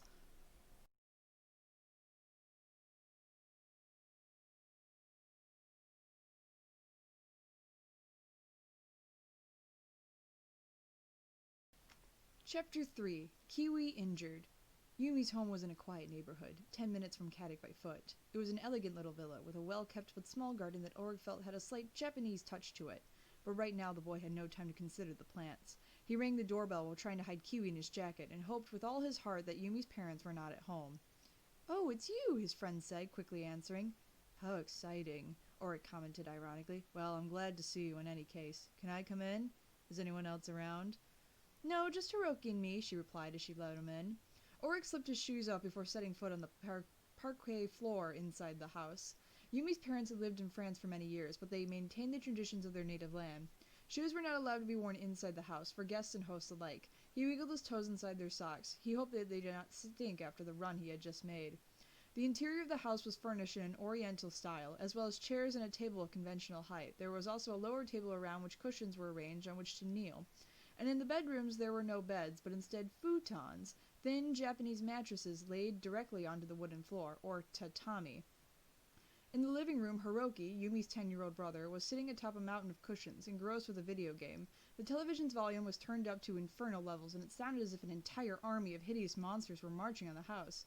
"Would you do me a favor and turn that down?" Yumi yelled to make herself heard over the chaos. Then she directed her attention to Ulrich. "So what are you doing here?" Kiwi decided this was the ideal moment to declare himself to the world. Leaping out of Ulrich's jacket, he ran into Hiroki's arms, but not before his paws had soiled the entire expanse of the Ishiyama's tasteful living room floor.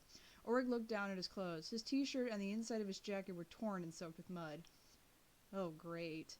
What is he doing here?" Yumi demanded. Ulrich sighed. "When I left the gymnasium, I saw Jim dragging Odd off, and Odd had Kiwi in his arms. The little runt got himself caught, so I followed them. Jim left the dog in our bedroom and then accompanied Odd to the principal. I managed to get Kiwi out just in time, and a good thing too, as I would have been suspended otherwise." Yumi's fists were clenched to her sides. "You've still not answered me. What's he doing here?" "I didn't know where else to go. You're the only one of our group who doesn't live in the dormitories, so since we can't keep him, at least for a while, I was going to ask if you could take care of Kiwi, say, for a few days, just until things calm down." Yumi's voice was as cold as ice on his ears. "You have gone mad, right? It's out of the question. What would my mom and dad say?"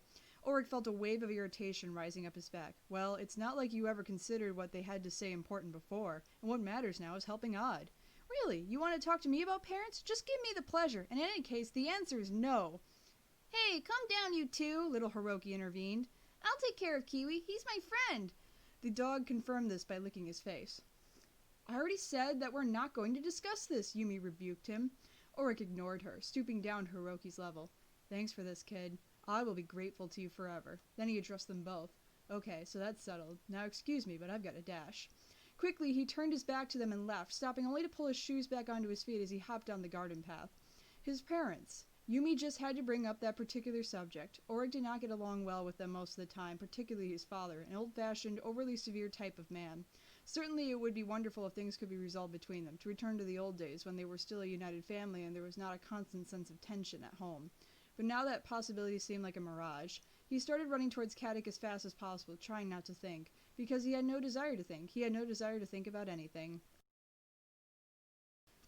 A photo of Ulrich. He was smiling, his eyes squeezed shut because of the bright sunlight falling on his face. The photo was stuck to the page of a diary and was framed with little drawings of flowers. Yumi sighed and spread herself out across her bed.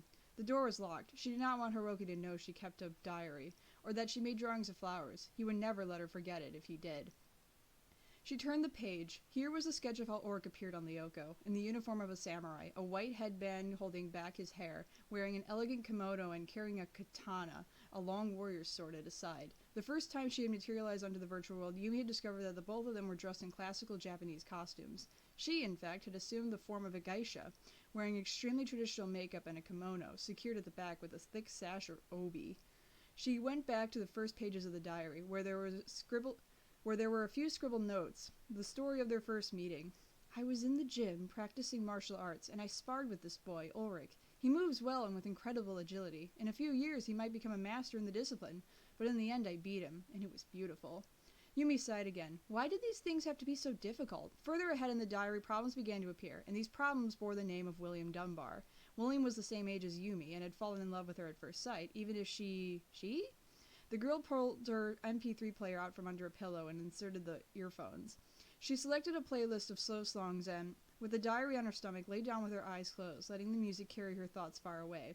Images of herself, of Ulrich, of William in a swimsuit. Ulrich saving her life during one of their innumerable battles on Lyoko. William with a cruel expression on his face, the time when his mind had been possessed by Xan and the boy had tried to kill her. Pem! Yumi jumped to her feet, screaming in fear. Are you alright, Yumi? Called Hiroki's voice moments later from the other side of the room. Yeah, it's okay. She looked down at the floor. The MP3 player had exploded, becoming a dark mound of molten goop. It stank of burnt plastic and was smoking. You what? Her insistent brother asked, beating on the wooden surface of the closed door. I tripped, Hiroki, that's all. Calm down, she tried to reassure him. But I heard a bang. It was an explosion, I'm sure of it. I'm telling you, everything's fine. Go away. The earphones had exploded out of her ears. The MP3 player was ruined forever. It almost seemed like one of the old electrical attacks used by... Yumi shook her head. No, that was impossible. It had to be a coincidence. Odd regarded himself in a mirror as he made various poses and expressions. Then he smeared a little gel over the palms of his hands and applied them to his hair, modeling it into his usual style. For a beautiful moment he continued to examine himself with a critical eye. He had put on a desperate t-shirt, his favorite rock band, and a pair of jeans that had fallen victim to his paintbrush.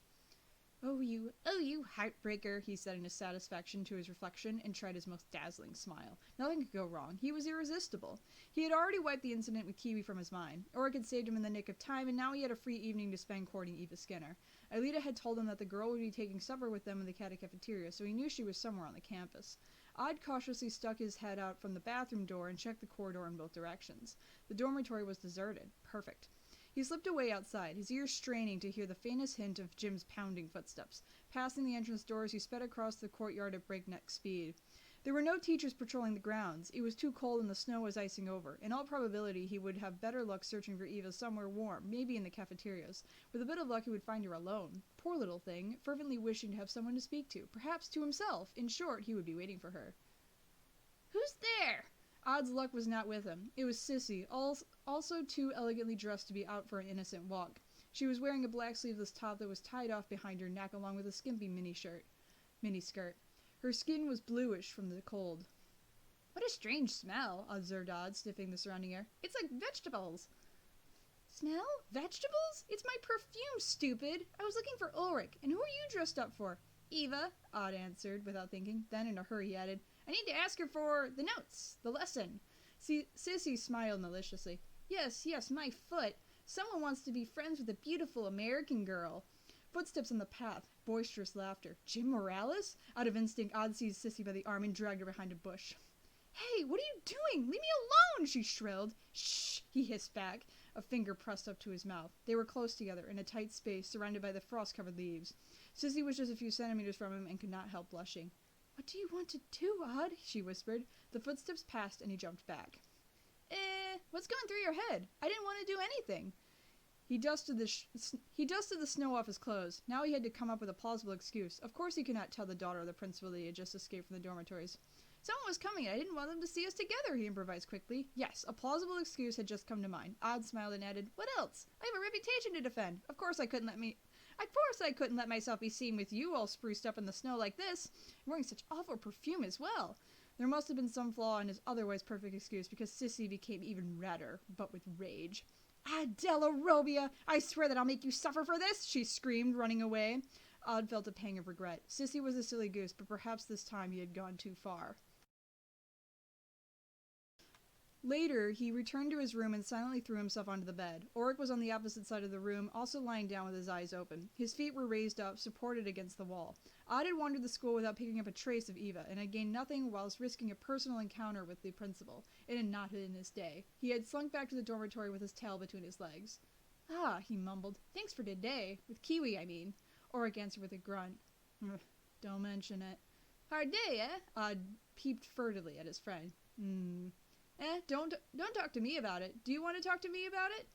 Odd remained in silence. Not even he wanted to speak, but seeing his friend so despondent did not please him one bit. Auric was a blockhead, but he meant well.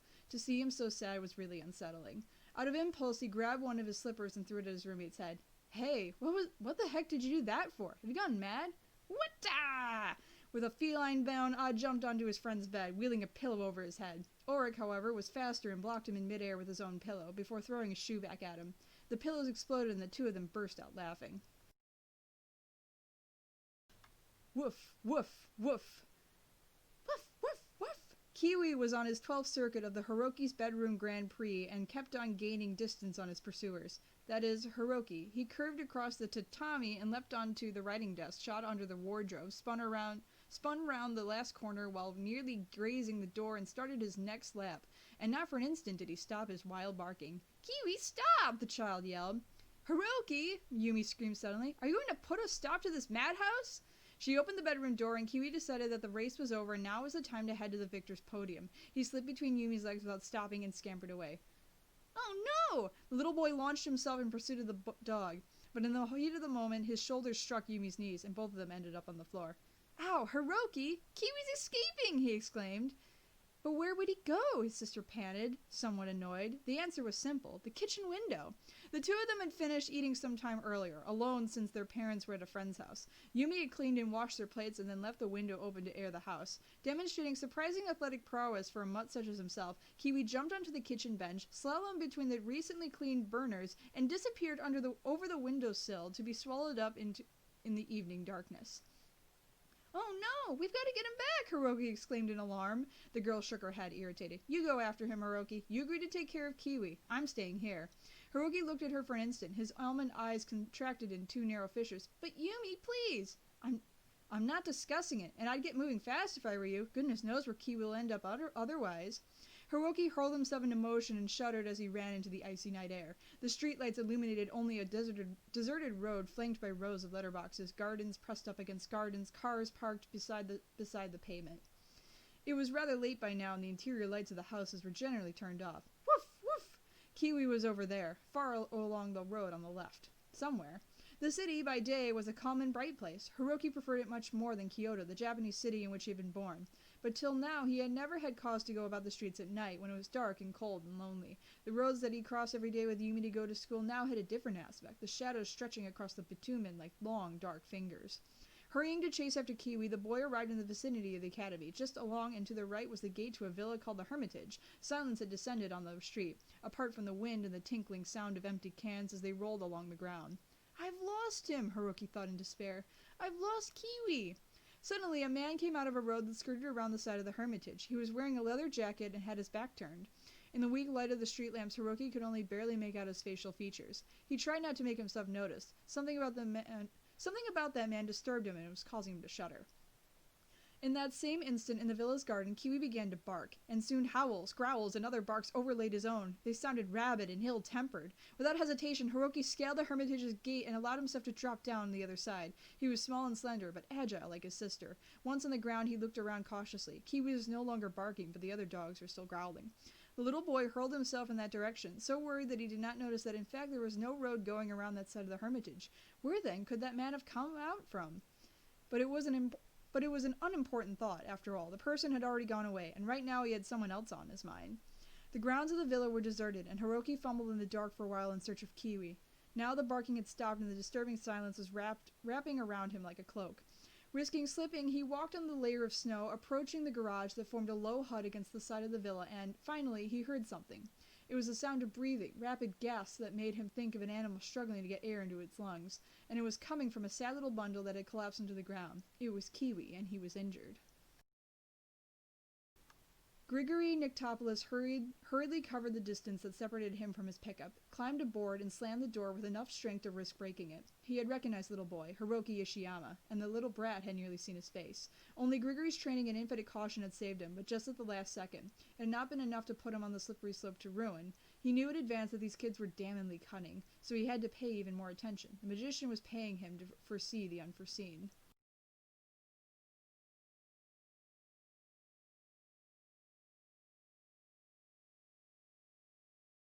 Well, that was interesting.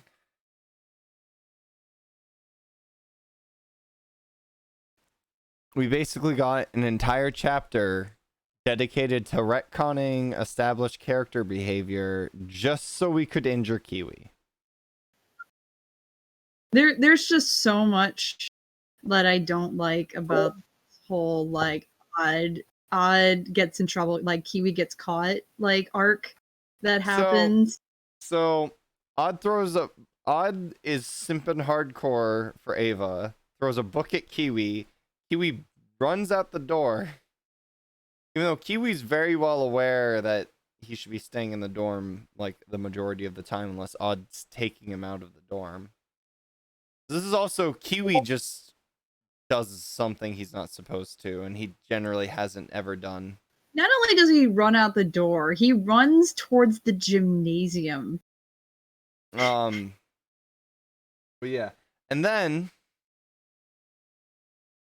the only character who does anything that they'd actually do in this chapter is fucking Ulrich. Yeah. Oh yeah, because Yumi lets her brother just go out and spend the night all alone to run after Kiwi. Like, did Lost at Sea not happen? Yes. What is it Canine Conundrum? Or it's not. No.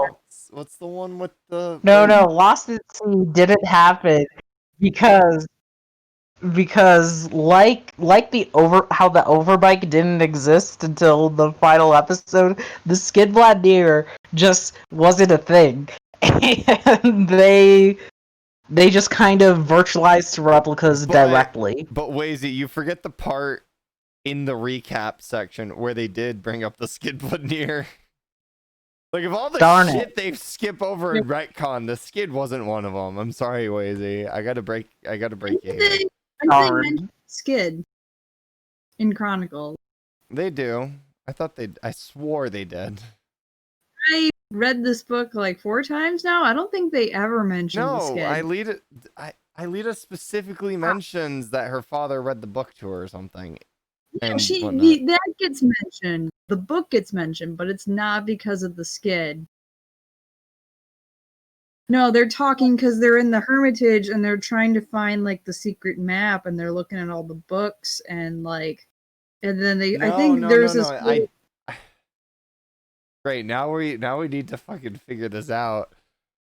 I don't think it's in. Oh man, here we go. What chapter would it be? What chapter was the season 4 recap? That's in book 1. Yeah. You have to look.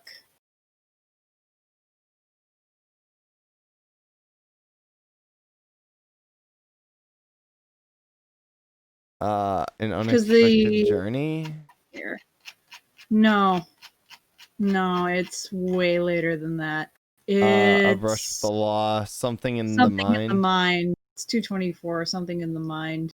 Chapter 17, Something in the Mind. Oh god. Explicable. And then there was still too many mysteries. For a moment he was uncertain of what he. One was like a dog. The speak ball. I just controlled F in the PDF and I typed in Skid and it did not come up. A part of her wanted to I swore they brought it up. I did. I control F. I did use Control F, Dark Xana. It does not get mentioned. I honestly fuck me. suspect the whole Digital Sea replica plot just did not happen in the Chronicles universe. Alright, I'm done. I'm done. I win. I win. I'm out. I win. You've lost me. win. You've lost me. I'm out. It's over. We may have lost you, but I won. We're gonna play Quest for Infinity for the rest of the night. No, we have like 2 more chapters. I know. I'm just being funny. I'm just being funny, Flower. Oh, and while we're talking about out of characterness, I know Wazy brought it up the first time. I just kind of casually mentioned this scene, but Jim is awfully friendly with Kiwi. Like, you really shouldn't. Yeah. Also, yeah. Wait, no. Also, Odd like caring about studying. What the fuck? Everybody knows Odd doesn't study. Does study? Yeah. He's not a good student. He doesn't study. But like clearly, like they mentioned that he's like, I have a test tomorrow, and I haven't even looked at the book. Like that gets mentioned. Like, but he does care somewhat about his grades. He doesn't want to fail. He normally just tries to cheat or like other ways of not. If you're gonna cheat, you don't study.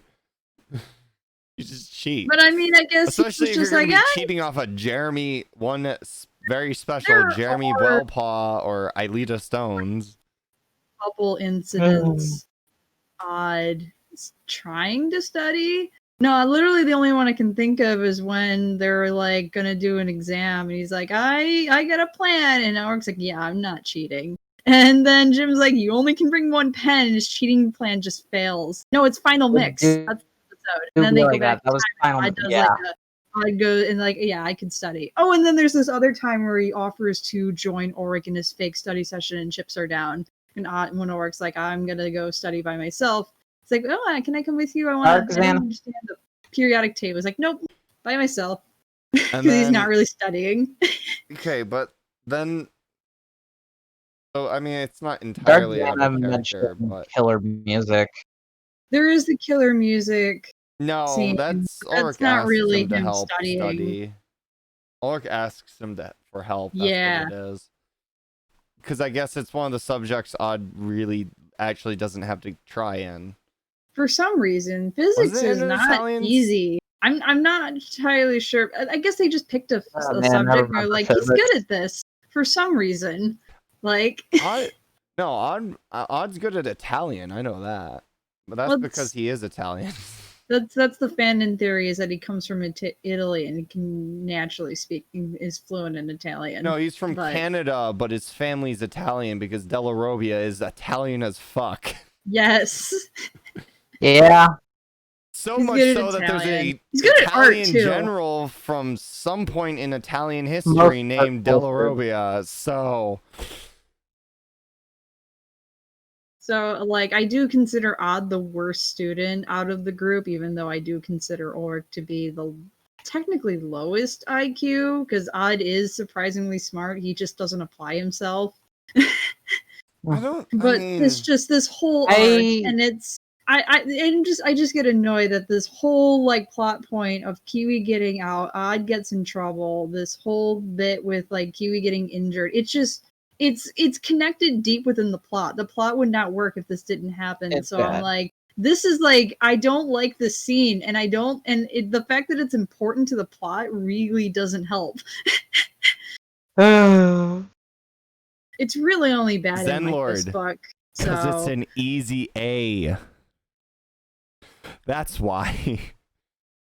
Yeah. If you can fluently speak Italian, like, and you just don't want to put any effort in, you take an Italian course. To be fair, I've actually heard that doesn't quite work as well as people think it does, because like when you actually take those intro-level courses, they teach you the building blocks of the language, and when you fluently know it, you might not know the basic building blocks of your own language. Let me put it this way. Let me put it this way. As an American, I took 12 years of English classes, and I'm still not very good at English. That's because English is like, that's I'm just making the point that I speak English. I write in English. I speak it very well. But, you know, I still probably wouldn't even do all that great in an English course. Yes, because that's not teaching you how to speak English. That's teaching you other things. It's funny because someone brought up, like, Yumi was stressing over a French test. Everyone's like, "Why are you stressing over a French test? You live in France."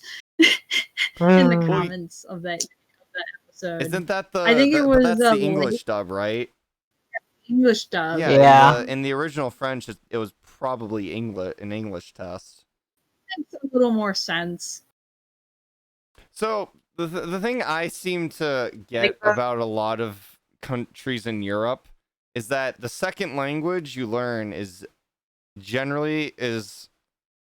typically going to be either English, French, or Spanish, or German. So English, French, Spanish, or German. Beyond that, I don't hear too much of people learning other secondary languages.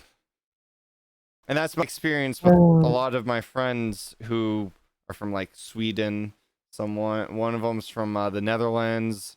A couple of them are from Germany. Oh, the EU mandates it. The year after you get German extra. Ah, fun. I find it so interesting that the EU mandates it, but they're probably as a giant FU to the UK once Brexit finally happens, whenever that gets around. They're probably going to change it to, like, German or French or something, just to spite the British.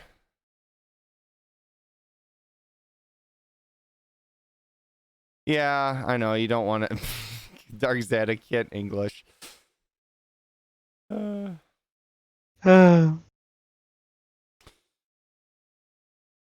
you believe Brexit's been happening for, like, almost 4 years now? We should get on to the next chapter. Yeah, we should. Alrighty. Everyone mute up.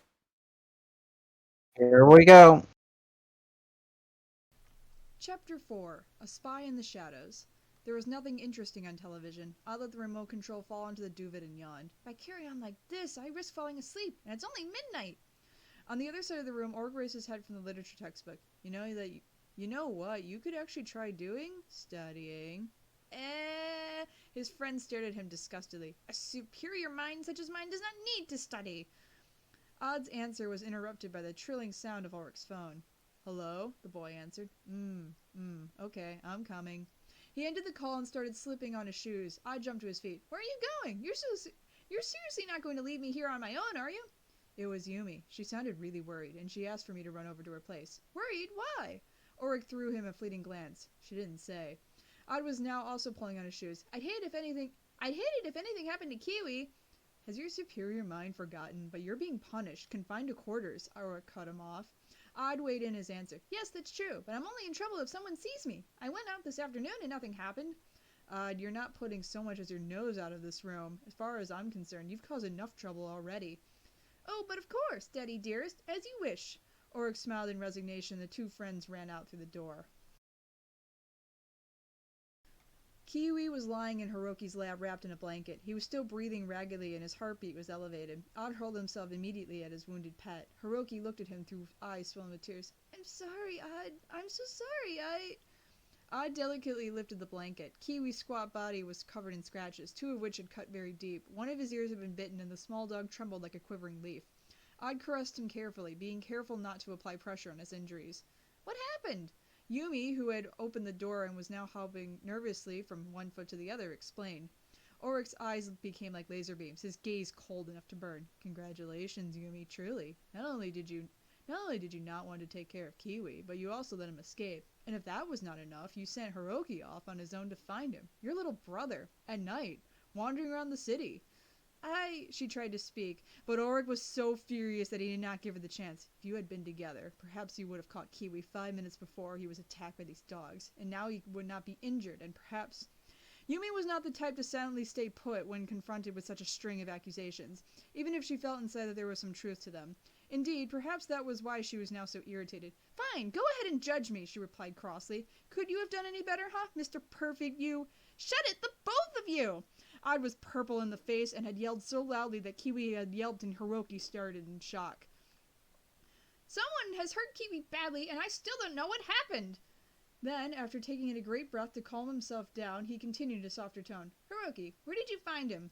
At the Hermitage. Suddenly, the little boy remembered the man he had glimpsed from behind. There was no road running around that side of the Hermitage, and if there was no road, that meant the man had to have been coming out from the Hermitage. Stammering, increasing troubled, Hiroki explained to them what had happened. An unknown man, commented Yumi. Perhaps he was looking for Aelita.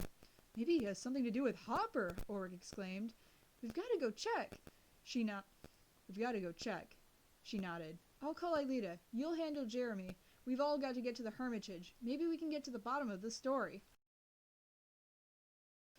10 minutes prior, Jeremy had been sleeping peacefully in his room at Caddick, watched over by the poster of Einstein that hung on the wall. 10 minutes later, with a heavy jacket pulled over his pajamas and his round glasses worn crookedly on the end of his nose, he was bent face down in the garden of the Hermitage, a handheld torch illuminating the layer of snow that covered the ground. Around him, like fireflies, shone the torches of his friends. Hiroki alone had remained at the Ishiyama residence, looking after poor Kiwi. Here! Jeremy exclaimed suddenly. Come and see! The frozen snow was not the best medium for showing up trace details, but at one point close to the garage, the thick blanket had been torn away and the mud underneath was plowed with a tangle of paw prints. Dogs. My gosh, it was big! Commented Odd as he laid his hand onto one of the nearest prints. Look, the claws have dug right into the earth! It must have been a real animal! It's a miracle that Kiwi was still alive! Jeremy examined the ground with scrupulous attention. The tracks are confused, but if I'm correct, there were at least 2 dogs, both of the same breed, though one was a little lighter. See how this print is less marked? Stray dogs, Oric ventured. Jeremy shook his head, little convinced. Do you see here, against the garage wall? He indicated to a crescent under the wall, where the mildew had been scraped away. Juice did that, and I'm willing to bet that whoever responsible is here with the dogs, just like Hiroki said. Dogs, whispered Aelita, like the ones I heard barking last night, just like in my dream. Jeremy, I'm scared. Jeremy felt an impulse to strongly embrace her in his arms, but he held his ground. Don't worry, Aelita. We'll solve this mystery. You'll see, and we'll be here to protect you. Odd slipped through the illuminated corridors of the dormitories. Oric had already returned to Caddick some time ago to avoid having to speak with Yumi. While he had insisted on accompanying the girl back to her house, he had wanted to check in on Kiwi. Hiroki had dutifully disinfected and bandaged the invalid as best he could. Now that they were clean, the injuries did not seem so terrible. In just a few days, he would be back to being the same joyful dog as ever. Odd della Robia! The boy jumped, a shiver running down the length of his back. Trembling, he turned around. Jim! Always a pleasure, my friend! Jim Morales' muscular arms were crossed over his chest, and he did not the least bit glad. Friend, my foot! Looks to me like you're breaking the terms of your punishment. Odd's mind raced ahead at full speed. I've only been out for, a moment to go to the bathroom. Honestly, the bathrooms are in the other direction. You've been out of the school, my boy, at night, in spite of your punishment. That tip-off was right, it seems. Odd's ears straightened suddenly. Tip-off? What tip-off? Who blew the whistle on me? Jim fumbled with the collar of his polo shirt, clearing his throat. Oh, well, did I say tip-off? I mean a hunch. My intuition. Jimbo, Odd interrupted. Calling him Jimbo always had a certain effect, especially when the teacher had gotten himself muddled. Who told you that I had left my room? Nobody. The truth came home to Odd in a flash. Sissy Delmos in a top and miniskirt standing amidst the frozen bushes of the ground and yelling, I swear that I'll make you suffer! It was Sissy, wasn't it? Well, you tell me, the gymnastics teacher responded evasively. In any case, that has no effect on this. Jim suddenly retook control. You violated the rules, first by bringing an animal to Caddick, and then by leaving the dormitories at night. Therefore, by the powers vested in me by, the principal, I declare you... That girl will pay for this, Odd whispered. Watch it, I declare you to be in punishment, for a full week. Now get to your room immediately, or I'll make it a fortnight. Odd's only option was to obey. While Odd was returning to his room, disheartened at being placed under house arrest, in Washington, D.C., capital of the United States of America, it was more or less 9 in the evening.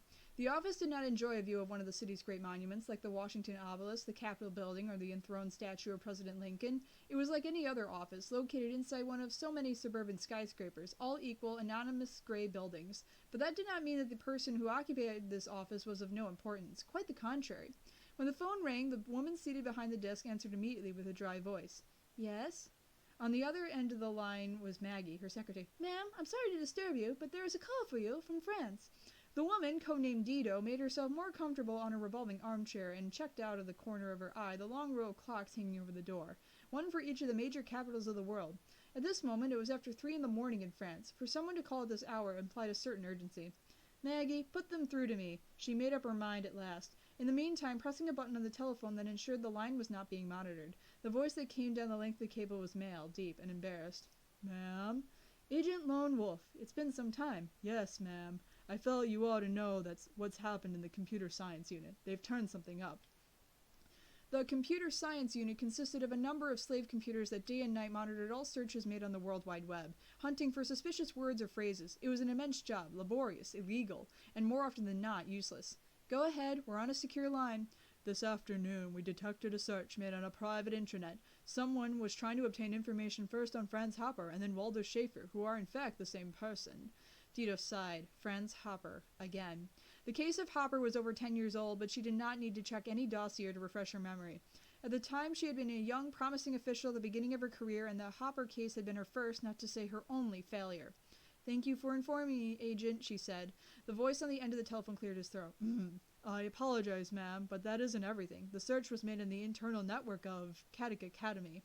Dido could not resist striking her fist against the surface of the desk. Franz Hopper and Caddick together, a dangerous mix, extremely dangerous. "Very well, I see. I want a man assigned to work through Caddick's communications, telephone calls, internal searches, internet searches, everything. The past 2 months up till today, and I want a squad prepared to deploy in case of emergencies." "Yes, ma'am." "It might be something innocuous, a clerk reorganizing the archives or something out of that nature, but it's better not to run the risk." "Yes, ma'am."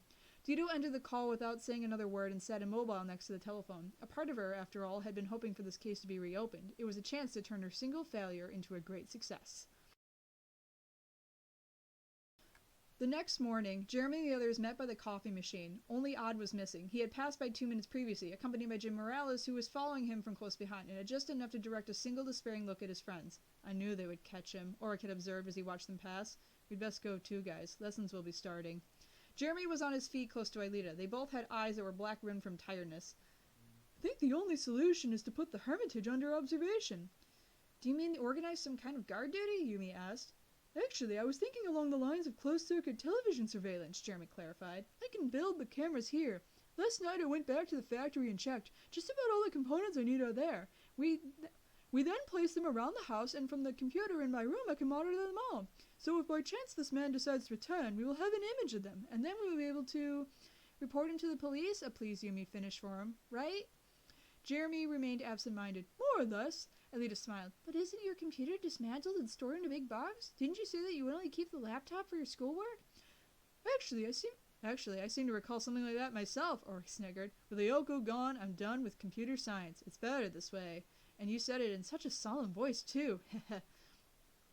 Jeremy blushed. "But that was before. This is an emergency. I'll reassemble everything tonight. If someone is searching for secrets of the Hermitage under our noses, then it serves us best to use every piece of technology at our disposal to flesh them out and gain some understanding."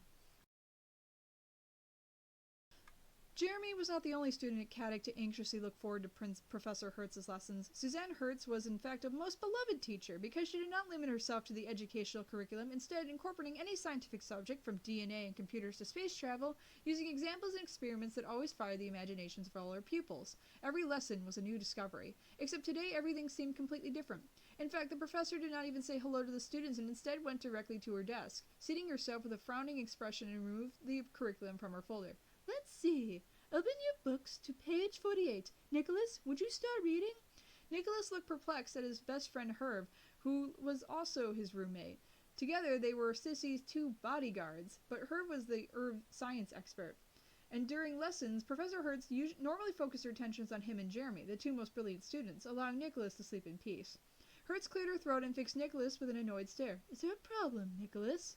The boy roused himself. No, miss." Then he rose, opened the book, and began to read aloud. "By the early 1930s, scientists could consider themselves to be a good point in the comprehension of matter. Chadwick's discovery of the neutron seemed to have revealed all the mysteries that had previously surrounded the structure of the atom." Jeremy whispered to Alita, "What the devil happened?" "What do you mean?" she replied, raising an eyebrow. Look at the professor. It's not like her to just sit there like that. When was Hertz left a student to read the textbook and said that was enough? Hertz has never followed the curriculum. Always introduces her lessons, always. Brought the number of known elementary particles to 4. Jeremy was not the only to feel out of step. The whole class was looking around, somewhat lost. Worried that he would have to keep reading for the entire lesson, Nicholas managed to deliver a kick under the table at Herb, who cleared his throat and also rose to his face. Professor? Yes, Herb. I apologize for asking this, but are you feeling well? The woman raised her head over the book, her face expressionless. You see, Jeremy confirmed in a low voice to Alita, it's strange. I'm perfectly fine, Herb, thank you. And Jeremy, I would be very grateful if you cease chatting with your friend. Another word and you will be sent out of the class. Jeremy sent out of the classroom in punishment? Such an event had never occurred in the history of Caddick. Very well, Nicholas, Hertz exhorted. If you would continue, please. Thank you. Nicholas held back a sigh and started to read again. After a short while, a hand rose above the desk. Yes, dear? Professor Hertz asked in a strangely sweet tone. Eva Skinner rose to her feet, like a magnet drawing the attention of awe of the greater part of the male student body. Excuse me, Professor, she began, but I don't yet understand what elementary particles actually are. But of course, dear, Professor Hertz smiled. I'll explain immediately. Jeremy was still brooding over the threat of being forced out of the classroom when Aelita jabbed him with her elbow and said, Have you noticed? She's strange, too. Not just Hertz. Yesterday she was struggling to enunciate words, and today she doesn't sound the least bit foreign. Her French is perfect. Jeremy nodded and began observing Eva, intrigued. When the lesson had ended, Professor Hertz shut herself in her office and slumped back against the door. Then she removed her glasses and rested a hand against her forehead. Teaching was always difficult. It demanded concentration and engagement with the subject material, but it was all the more challenging when one's head was obstinately set in a tizzy. It was all Jeremy's fault, and in truth she was glad to have scolded him in class for once. He was to blame, and his speeches on supercomputers and Franz Hopper. It was fortunate that she had thought of placing Waldo Schaefer's dossier in the care of the principal. She knew Jeremy well enough to feel that he would have stopped at nothing to get his hands on those papers, and in so doing risk calling down genuine calamity. Delmas, however, understood the complexity of the situation, could be trusted to guard the document with discretion. Despite this, however, she did not feel at peace. Perhaps she was mistaken about everything, and that history had been marching forward for far too long. Talk, talk. Yes, Hertz burst out, starting. It's me, answered a female voice. It was Eva Skinner. Ah, yes, come on in, dear. Do you wish to speak to me? Go right ahead. As the door opened, the professor flaunted a wide smile. The problem of Hopper would have to wait for now. Mrs. Marguerite de la Robia arrived home carrying a precariously balanced stack of packages and carrier bags that rose above the top of her head. The day was bright and lukewarm, making her wish she could go out for a walk. It was just a shame that she had to be back at work in half an hour. Laying everything on the table, she looked around perplexedly. Something was different from an hour ago, when she had rushed out to make a quick dash to the supermarket. It only took her a second to discern what was wrong. The sofa cushions had been moved. She had arranged them in their usual position the previous evening before retiring to bed. And before leaving the house, when she had checked for herself the lights were out and the windows shut, the cushions had still been where she had left them, the cheerful pattern of red flowers on their covers downplaying the dark leather skin of the sofa that her husband loved so much. Her husband. Perhaps Robert had returned from work early? Then again, no. He would certainly have let her know. And later in the day he had a meeting scheduled, so he would not be returning to the house until late. Nevertheless, Marguerite called aloud, Robert, are you here, honey? No answer came. I'm imagining things, she murmured in a low voice, once again occupying herself with the shopping. She had just stored the frozen spinach in the freezer when the telephone began to ring. Another oddity. No one ever called the house at this hour. She ran to answer it. Perhaps it was odd, but that would have been unusual. Her son almost never called home, except for when he had gotten himself into trouble. Somewhat breathless, she reached the bedroom, picked up the telephone from the bedside table, and finally answered it. Hello? And then, hello? The line had not disconnected. Marguerite could hear a rustling sound through the handset. What is this, a joke? Ha ha, very funny. But deep down inside she did not feel so calm. She was not an easily impressionable woman, out of necessity, with as clumsy a husband as Robert and an uncontrollable son in Odd, but that quiet rustling and the sound of withheld breathing was beginning to unnerve her. In a flash, the disturbed sofa cushions came into context. This was no joke. There was someone in the house with her. With a start, she flung the telephone receiver to the floor and hurled herself into the next room, and then she saw the shadow. The shadow sprang back, jumped through the living room window, and disappeared into the grass of the meadow. Mrs. de la Robia's howls echoed off the walls of the house. In the kitchen, her shopping lay scattered across the floor. Yellow liquid dripped from 2 broken eggs onto the tiles.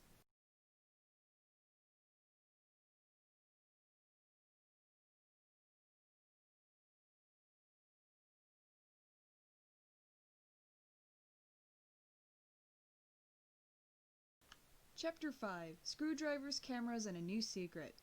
Lita, could you pass me that screwdriver? Ulrich had climbed up under the awning of the Hermitage's garage, precariously balanced on an old and rickety ladder. He took the tool that the girl handed him and secured the last 2 wires from which the surveillance camera was suspended. It was gray and had the dimensions of a small tennis ball, with a small black hole in the center like the pupil of a human eye. Are you sure these gadgets of yours are going to work, Jeremy? I'm certain that they'll work, Jeremy answered from inside the garage, and he flipped up the horizontally pivoted car door to come out. The door only lightly glanced against the ladder, but that was enough. Aelita lost hold of it and Ulrich, unbalanced, fell backwards onto her.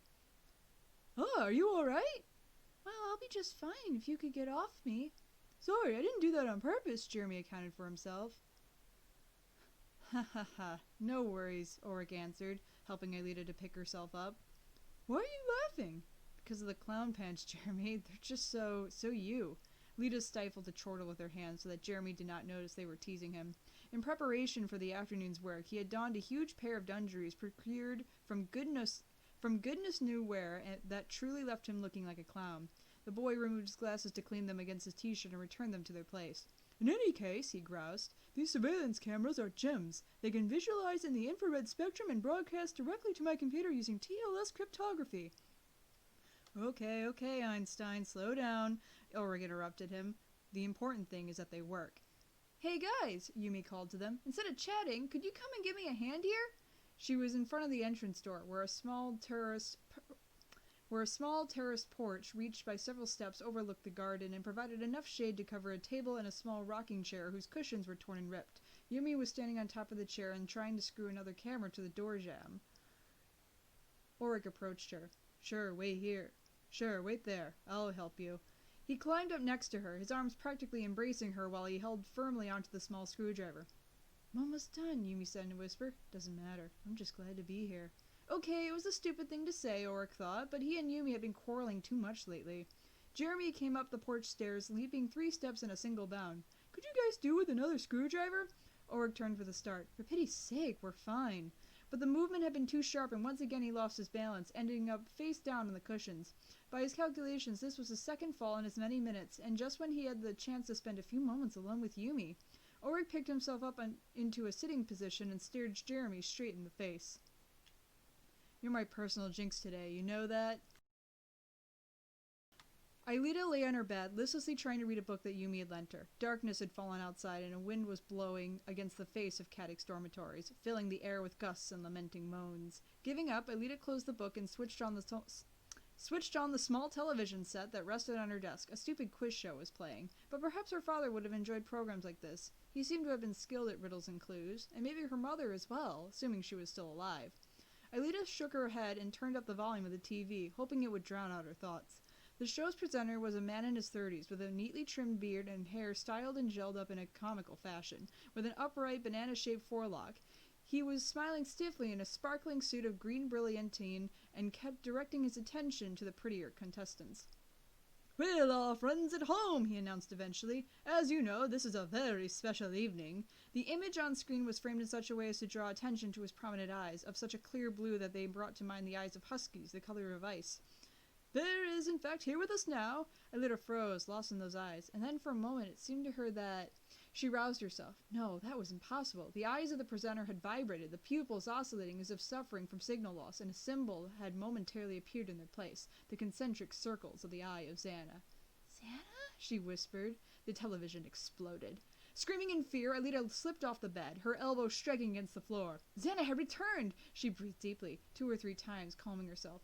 Avoiding the broken fragments of glass that were now scattered over the floor, she picked up the television's remote control, now emitting a thin coil of smoke.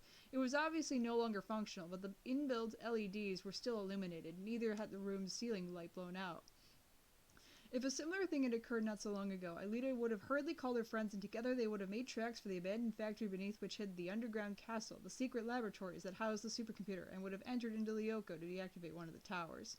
Xana always followed the same modus operandi. Activate a tower on Lyoko, and through it bring about all kinds of disasters in the real world.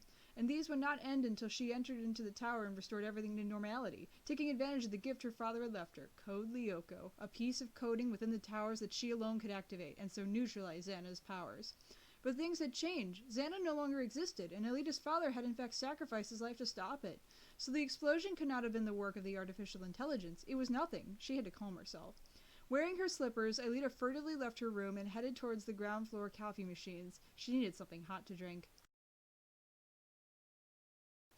At times, Jeremy imagined the Caddick dormitories to be an immense squatted-down animal, a dormant monster built from wardrobes and beds, walls of cement, and neon lights. The dormitory had its rhythms. It roused early each morning and soon was roaring with students running to the bathrooms and dressing for lessons. Then it dozed during the school hours and resumed activity in the afternoon, when the long corridors resounded with cries of laughter.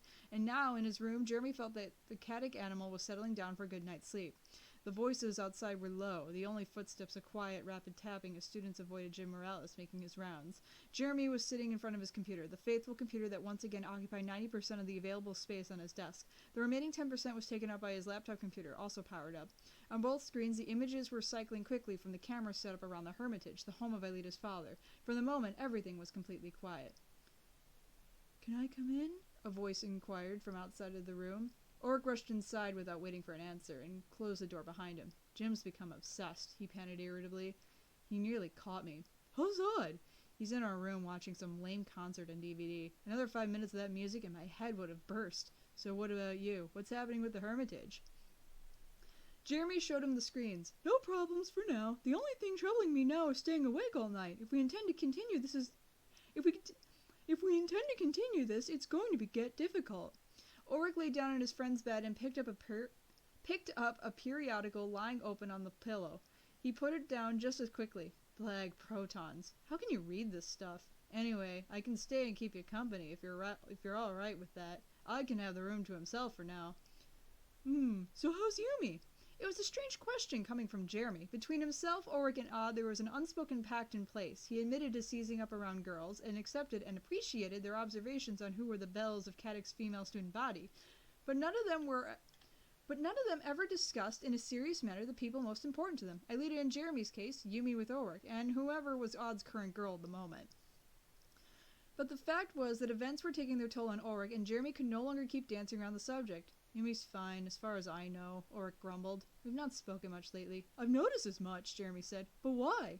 Oric was not a particularly talkative type, but in truth the evenings were long, and Jeremy had suddenly noticed that his friend had too many thoughts swarming around inside his head.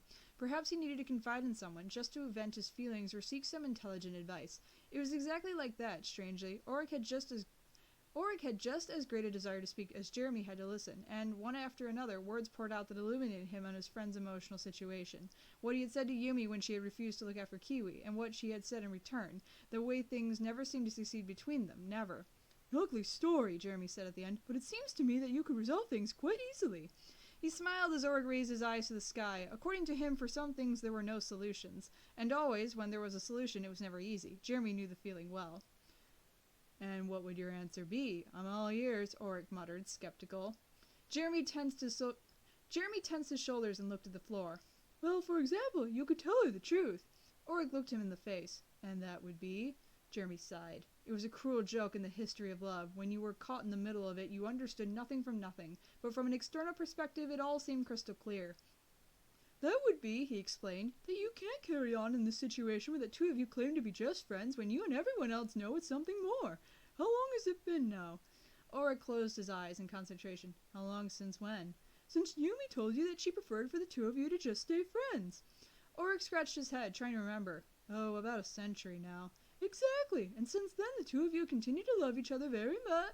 Jeremy blushed. "In short, you've not stopped, and now you don't have it in you to carry this false pretense any further, but you've not had the courage to say as much to her." Oric glanced sidelong at his friend with a smile. "Know-it-all." "This isn't easy for me, you know," Jeremy replied, smiling into her. "It's more difficult than trying to repair a quantum supercomputer." "So I should go talk to her, to apologize at least, to make—" "Jeremy, look!" "What is it?" "What the heck's happening on the monitor?" The two of them turned. A man wrapped in a long coat had leapfrogged over the Hermitage's gate and was making his way towards the porch. "Who is that?" asked Oric in a croaking voice. "Wait a moment, I'll switch to camera number 2, Jeremy said. The image changed, capturing the intruder from above the door jamb, the camera that Yumi had set up. The man was very young, with a smattering of hairs on his chin that hinted at a small beard and a cluster of freckles on his nose. His hair was the color of dark copper. If you ask for my professional opinion, he doesn't seem very dangerous, Oryx said, but Jeremy was not listening to him. He enlarged the image and adjusted the orientation of 3 cameras to cover the same zone. Do you see that? He's not trying to ring the bell, and he's acting suspiciously. This was certainly true. Checking that there was no one around, the young man moved to the back of the house. Quick, follow him, Jeremy. That's what I'm trying to do. I didn't think of building self-propelled cameras. On the video, the boy stopped against the garage, in roughly the same spot as where they had found the footprints. He rested his back against the wall and remained immobile for some time, his eyes closed. What's he doing? Oryx asked. I don't know, Jeremy answered, but I don't like it. Well, in any case, he's leaving. Look. The boy was now going towards the gate. He peeped into the street to confirm that there was no one passing, then jumped over the fencing onto the pavement and ran off down the length of the street, far out of the range of Jeremy's camera. Aelita had spent several hours in her bed trying to fall asleep and, from time to time, staring at the burnt-out television set that blindly watched her from the desk. Eventually, she had managed to fall into a dark and confused drowsiness, but when the telephone brought her back to reality, she had the impression of having not slept at all. Yes? Hi, Jeremy. Has something happened?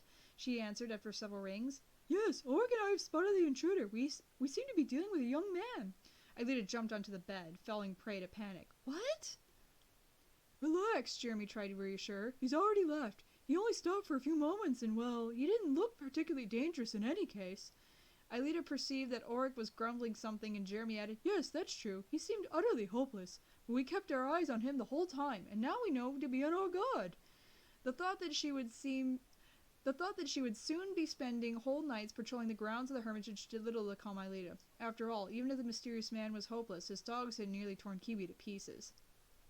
I'll come over to your room straight away, she came to a decision at last. Jeremy mused on it for several seconds, and then said, Let's leave it for now. You need to sleep, but there is something you could do for me. I've sent an MMS to you with a picture of this boy. Can you study it and call me if you recognize him? Aelita nodded. I'll call you right back. The message had arrived during the call. She opened it and immediately felt faint. That face, the nose, those eyes, the freckles. It was a face that she felt she knew. But that meant she had to lie down for several seconds to prevent the darkness closing in on her. Then she suddenly opened the door and raced towards Jeremy's room. He was hungry, profoundly and viciously hungry. During a mission, Grigory Nictopoulos ate only the absolute minimum required to keep his strength up, but not enough to ever be satisfied. Food would only lower his focus, but when the mission was concluded, he would find a restaurant, one of those places that served breaded steak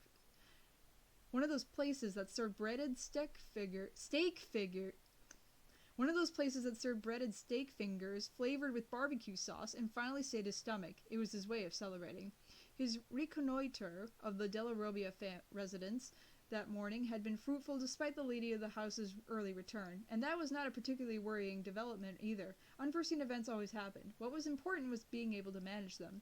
Now, though, this boy who was stumbling around the Hermitage was as welcome as cheese on macaroni. The little kids had assumed that he was the exact same person spotted by Hiroki, and their every last suspicion of Grigory's very existence would soon disappear. Keeping one eye on the surveillance cameras he had installed in Aelita's room at Kadik, he opened his video archive and scrolled back several minutes. There. The image on the girl's phone was too blurred for him to be able to identify the face of the intruder, but the grounds of the Hermitage was also under the watchful gaze of Grigory's own mini-cameras, and those had supplied much better images. That said, he had to be mindful of the quiet boy with the glasses, Jeremy. In a single afternoon, he had built and installed a closed-circuit surveillance system superior to those of many firms that specialize in the field.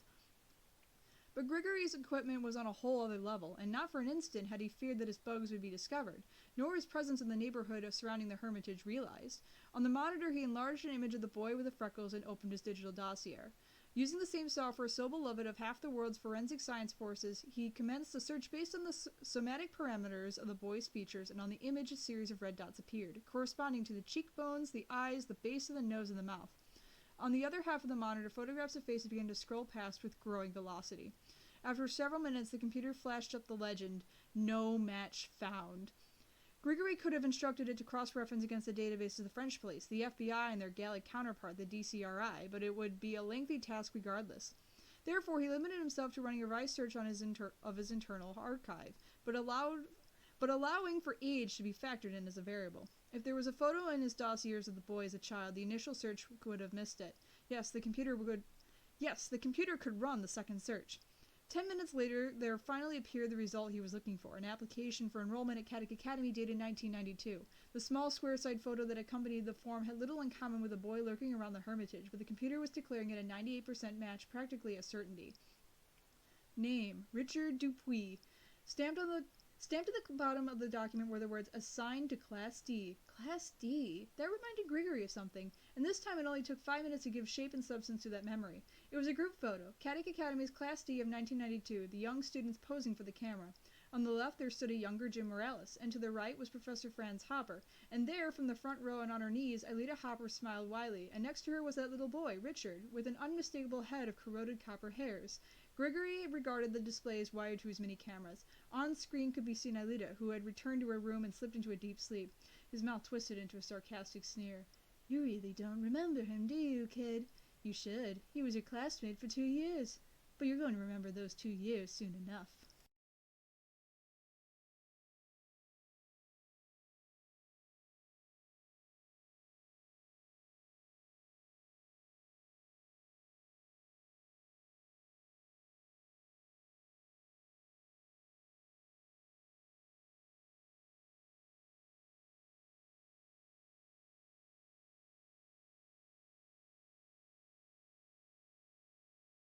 You can unmute and scream now.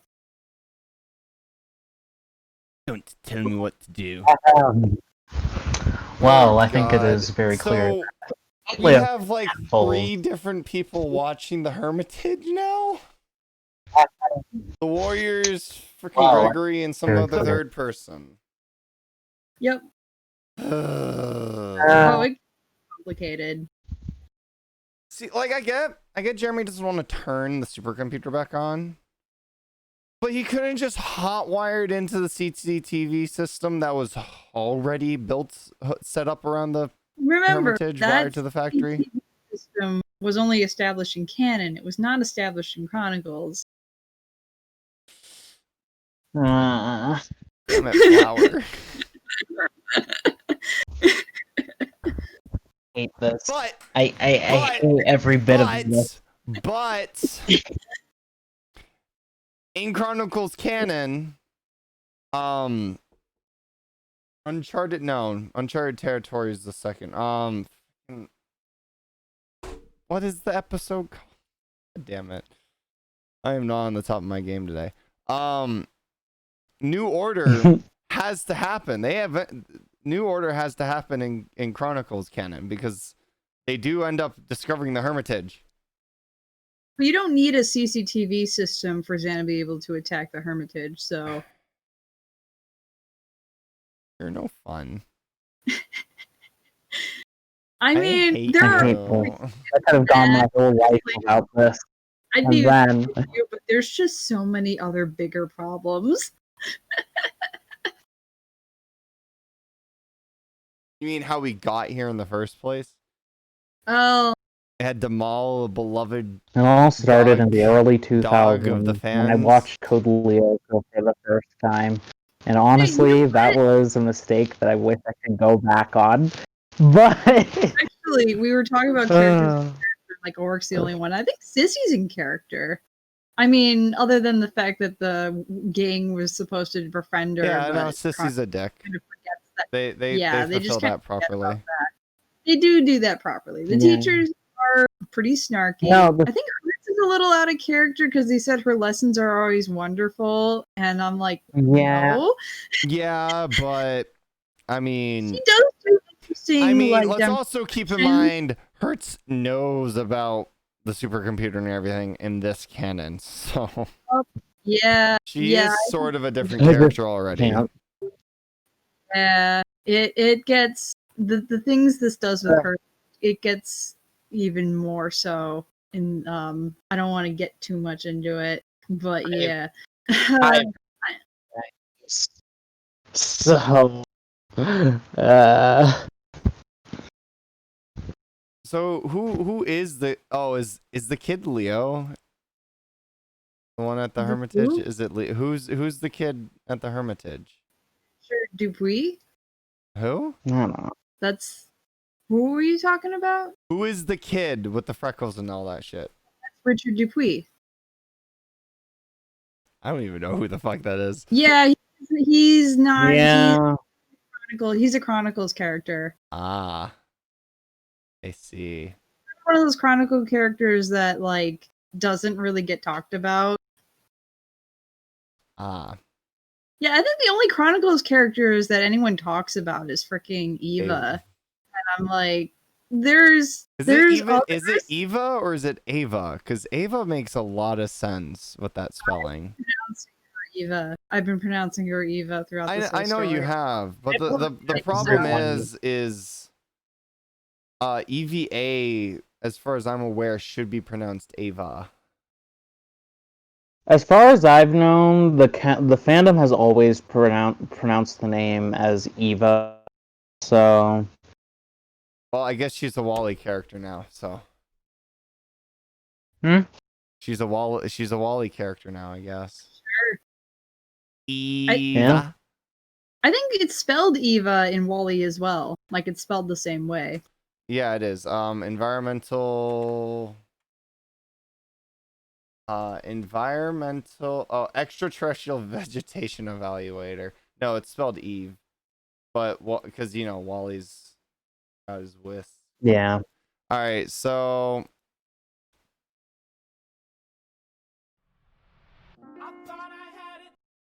all right, I gotta download this because I don't want to full screen Discord. Oh wait, Experiencing Chronicles I'm done. was a mistake. A great mistake. I'm stupid. I could just open link. There we go. Oh, it's still gonna make it fine. I thought I had it all together, but I was led astray the day you walked away. Is this supposed to be black? Wazy? What? Ladies and gentlemen, Oh. we got him. No, I don't think it's this one. Here we go. What video is this?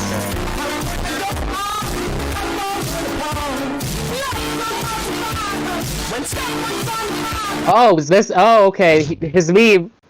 Okay. That's good. That's good. That's good. I liked it. Yeah. I liked it.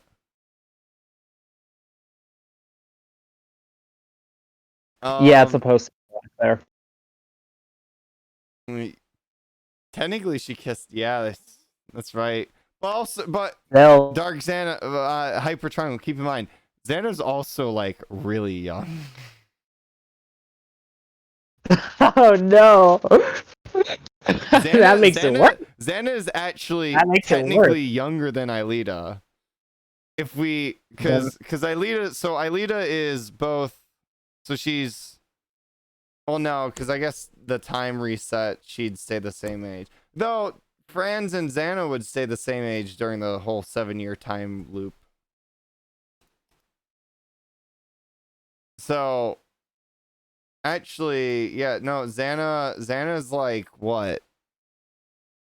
Xana's only like 12 years old as well. Yeah, I think I mentioned that because he's FBI. at least 11. There's no way he's 10 because that's how long the computer's off for. Wait, no, it would be no, it'd be 12 minimum because we're about a year into the timeline of the computer being turned back on. Yeah, yep. Well, plus the returns in time. No, because remember that the characters don't age from RTTPs. So technically Xana doesn't age from them either. Xana, no, because Xana does age. That's where the 7 years... Well, then Xana would be like 20 because of the 7-year time loop. Yeah, no, the 7-year time loop happened. He would technically age. It's weird because he's not human, so you can't really, like, say he aged by, like, growing, because he really doesn't do that. But it's really just years that he's existed and, like, you know, like, experience things. So it'd be the 7-year time loop, and then the probably plus some time, like, before that, because he probably was already fairly developed before, like, the 7-year time loop. And then there's when the Warriors reactivate him. I'm not counting the time skip where the computer was deactivated, because he was just kind of off. I mean, unless you're gonna use the same logic to say that Aelita should technically be 22, then I guess then Xana really should be older. But I don't know where I was going with this. I don't know either. I mean, you could then I guess it'd be Xana's the 22-year-old. Yeah, exactly. Like Dark Xana said, it's a meme. Chill. What? Well, I talked about Xana's age before. That's where that came from. Yeah. I think while we're on the topic, we should show off. We should remind ourselves of when Xana did this. Oh no, I know exactly where you're going. Oh wait, hold on, they can't hear. Let's restart.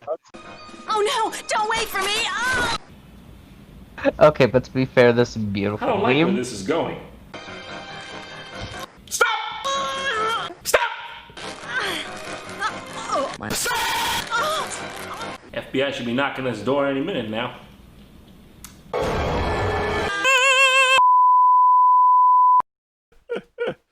I love Judd. I love this meme. Oh, it's so beautiful. So beautiful, Lazy. Yep.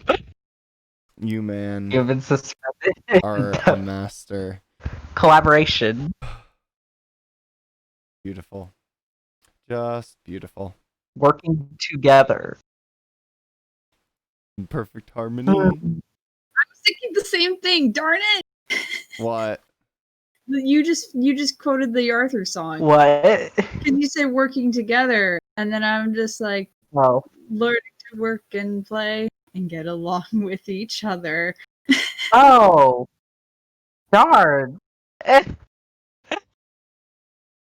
Should have saw that. Darn. Now I'm disappointed in myself.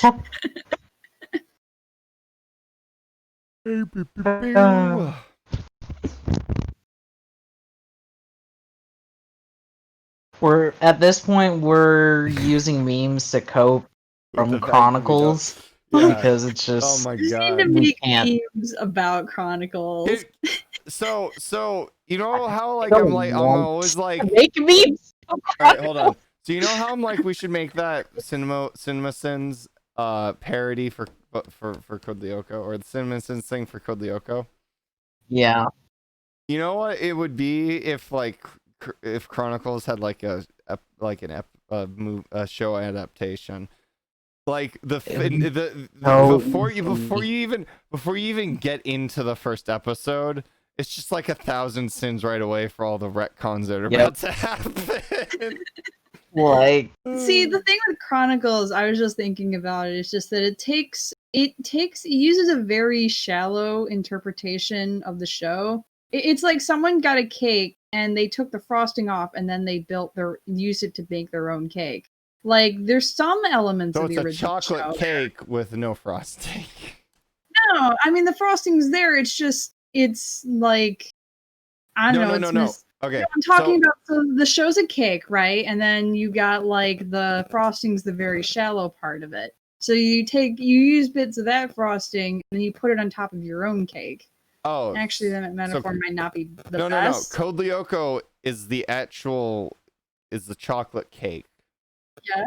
The core parts of Code Lyoko is the chocolate cake, and then the frosting is all the stuff on top, the characters, the things that the sort of not plot relevant things that happen, and even some of the plot relevant things that happen. And what Chronicles is, it took all the frosting off, threw a vanilla piece on top, and then frosted over the new cake. And now it's a vanilla chocolate cake with strawberry frosting.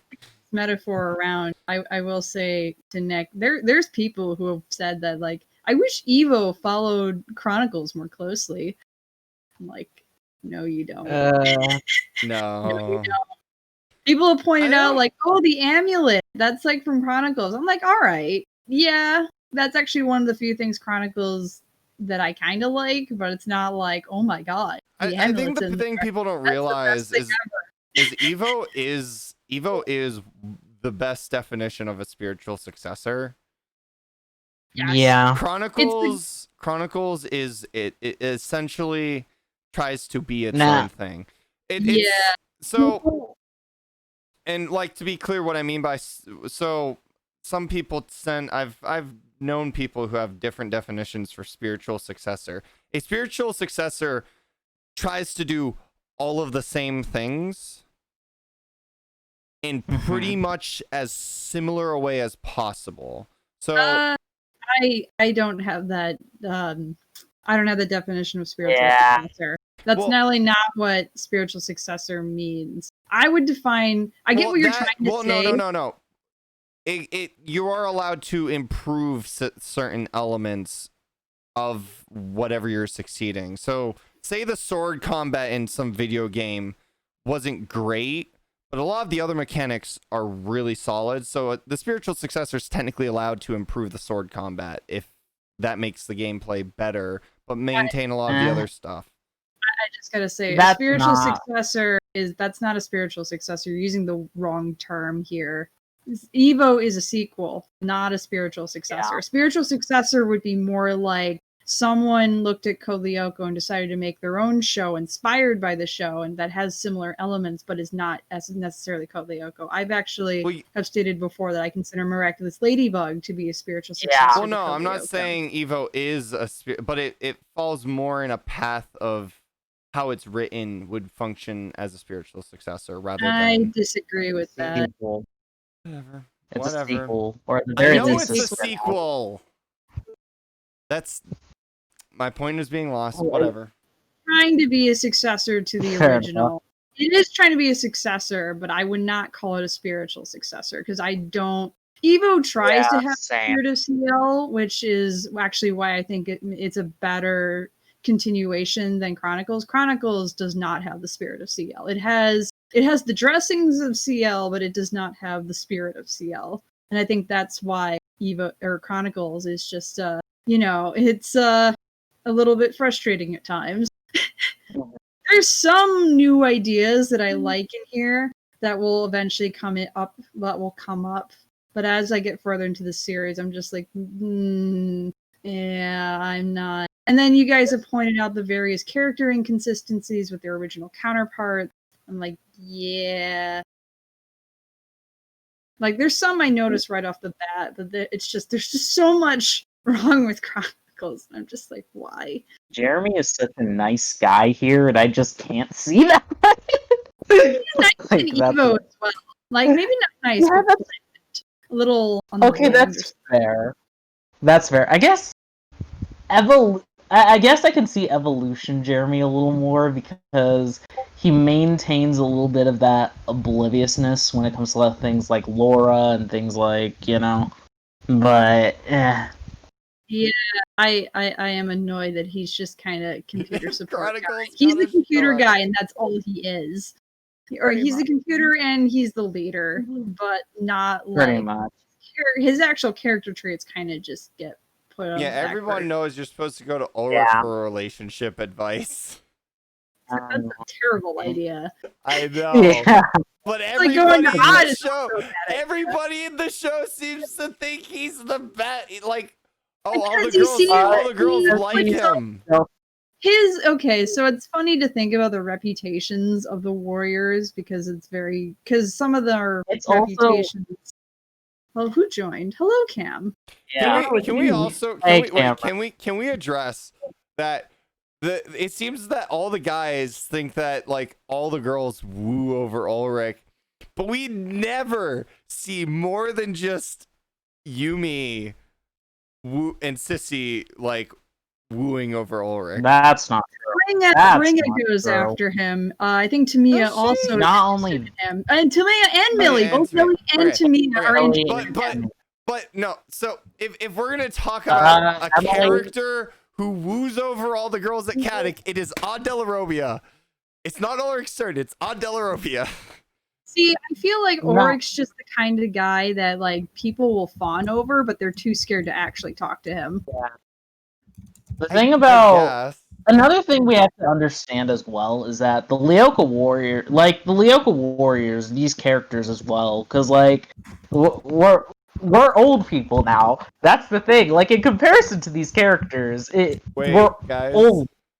And Guys, what I if think what if all the girls just go out with Odd to try and get closer to Ulrich? You know, That's I feel really like that has sad. happened at one point. Yeah, I'm Maybe a couple sure. times. That's really sad. That makes me sad. Like that genuinely makes me sad. I'm too scared I to don't ask like Ulrich that. out. I'm just gonna date Odd for a couple of days. That's so sad. Holy fuck. Guys, can you believe we only have one more day of orange profile pictures left? Oh man, I'm gonna miss it. Oh, Yeah. tomorrow. This is. I'm not ready to say goodbye. Maybe I'll just be orange forever. Yeah, that's not true. I'm going Not back to to go red. into. I'm gonna have to go back to my regular. Honestly, I probably won't do it. I think I'll just be the same November. Oh, you're not gonna. December, You're not gonna go to that one thing, Flower? What? I'll tell you later. Okay. yeah, I think But I'll yeah, just go the same color for November. December for Christmas, I'm already pretty much. Blue's a Christmas color, so I guess I'll just. I could be green. have you? I don't know what I'll do for Christmas. I have red and green. No, the thing. Yeah. I have Oh a yeah. red You and green can do. variant. Yeah, you could do Flower, red and I'll green. just I don't know. add what Yeah. I'll do. Santa hat to your to the Perfect. box. Perfect. That works. Yeah, Yeah. that works. I could do green instead of blue, but I don't know. I love blue. I mean, I'm just gonna do a character with a Christmas hat.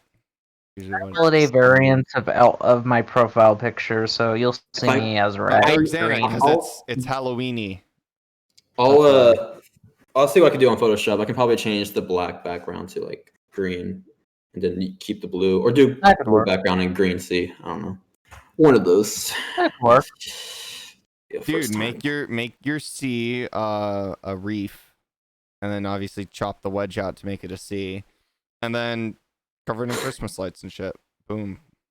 Ooh, Christmas Oh, lights. Christmas lights, though. I like that idea. I like Dylan's Yeah. idea. That's cool. See, this is why I'm the artist. I think- and I you think- guys aren't. The reef. I think the reef will be a bit too much for me. Listen, man. Without me, the plot, the integrity of it all, would fall apart. The universe would No, crumble. we just Thing- make Flower the head writer. Problem solved. Damn. Okay, but listen. Wait a minute. Listen. The integrity of the world would fall apart. Soon you'd have things like Franz Hopper coming back to life. And then getting Soon. hit by a truck. No, like staying alive. And then without getting you- hit by a without the truck. writer. No. No, Wazy, you don't Soon. understand. We're gonna Zombieland Saga Franz Hopper. Soon you'll have things like crap. Without me, you'll have things like Sissy becoming a Lyoko warrior. Ugh, God, you're right. without me, Oh, no, Oh, I'm never doing mind. that. Never mind. We're still streaming. without No. me. Everyone, no, Wazy, we're gonna do everyone becomes the local warrior except Sissy. Everyone's here Oh, I'd be except down. Sissy. Yeah, oh yeah, you're right. I would We're gonna be do- down. Everyone's yeah, we can here do- except Sissy. Oh my gosh. Have a fucking world without danger. Have a trailer. Everyone is here on Lyoko, set Except to a world Sissy. without danger. And then there's just the slapped on the end except Sissy. Yeah. That part where Snake is supposed to come out, right? you have Sissy getting ready to step into a scanner, only for it to replay that same scene in Evolution where Jeremy's about to transfer Laura. Eileen grabs his hand and says no, and then it moves on to everybody else. That's it. That's how it goes. I love it. Oh, Sissy will become the Waluigi. yes. God. What is this squeaky looking thing? Oh my god. Oh. I love these streams. We just come up with the best Yeah, they're shit. great. They're great. You know, these Yeah, streams, thank you, Nick. these after shows would be so great to just be on a high listening to. But no, thank you, Nick. You can't have PE without Wazy. That's right, you can't. Well, yeah, So but that's we why already established it would just be Project Eradication without you. Damn. So I bring the E. Yes, you bring the E.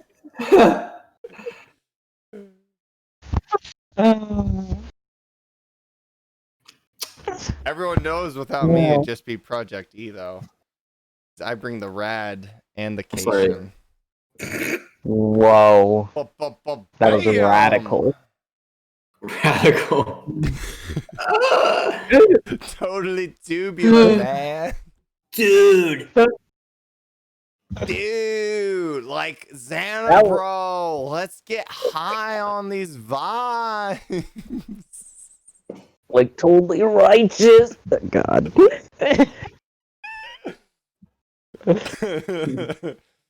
I have seen the way of truth. All right, we've carried this stream on a little too long for today. Yeah. Oh my god! I'm gonna go back and highlight that fucking section where we came up with that Cam Miss walked in and was like, "What the fuck's going on here?" Yeah, I was on a call and I have like stream. I'm like looking at stream at the same time, and I see Discord. That was a brilliant clip. I have to see that clip. Because I see Discord, I get a Discord notification, which makes me go back and look at the stream while I'm on call. I'm just like, what the hell's going on? So we will see you all tomorrow for the next session. Bye bye. Yeah. So long, everybody. For Halloween session tomorrow.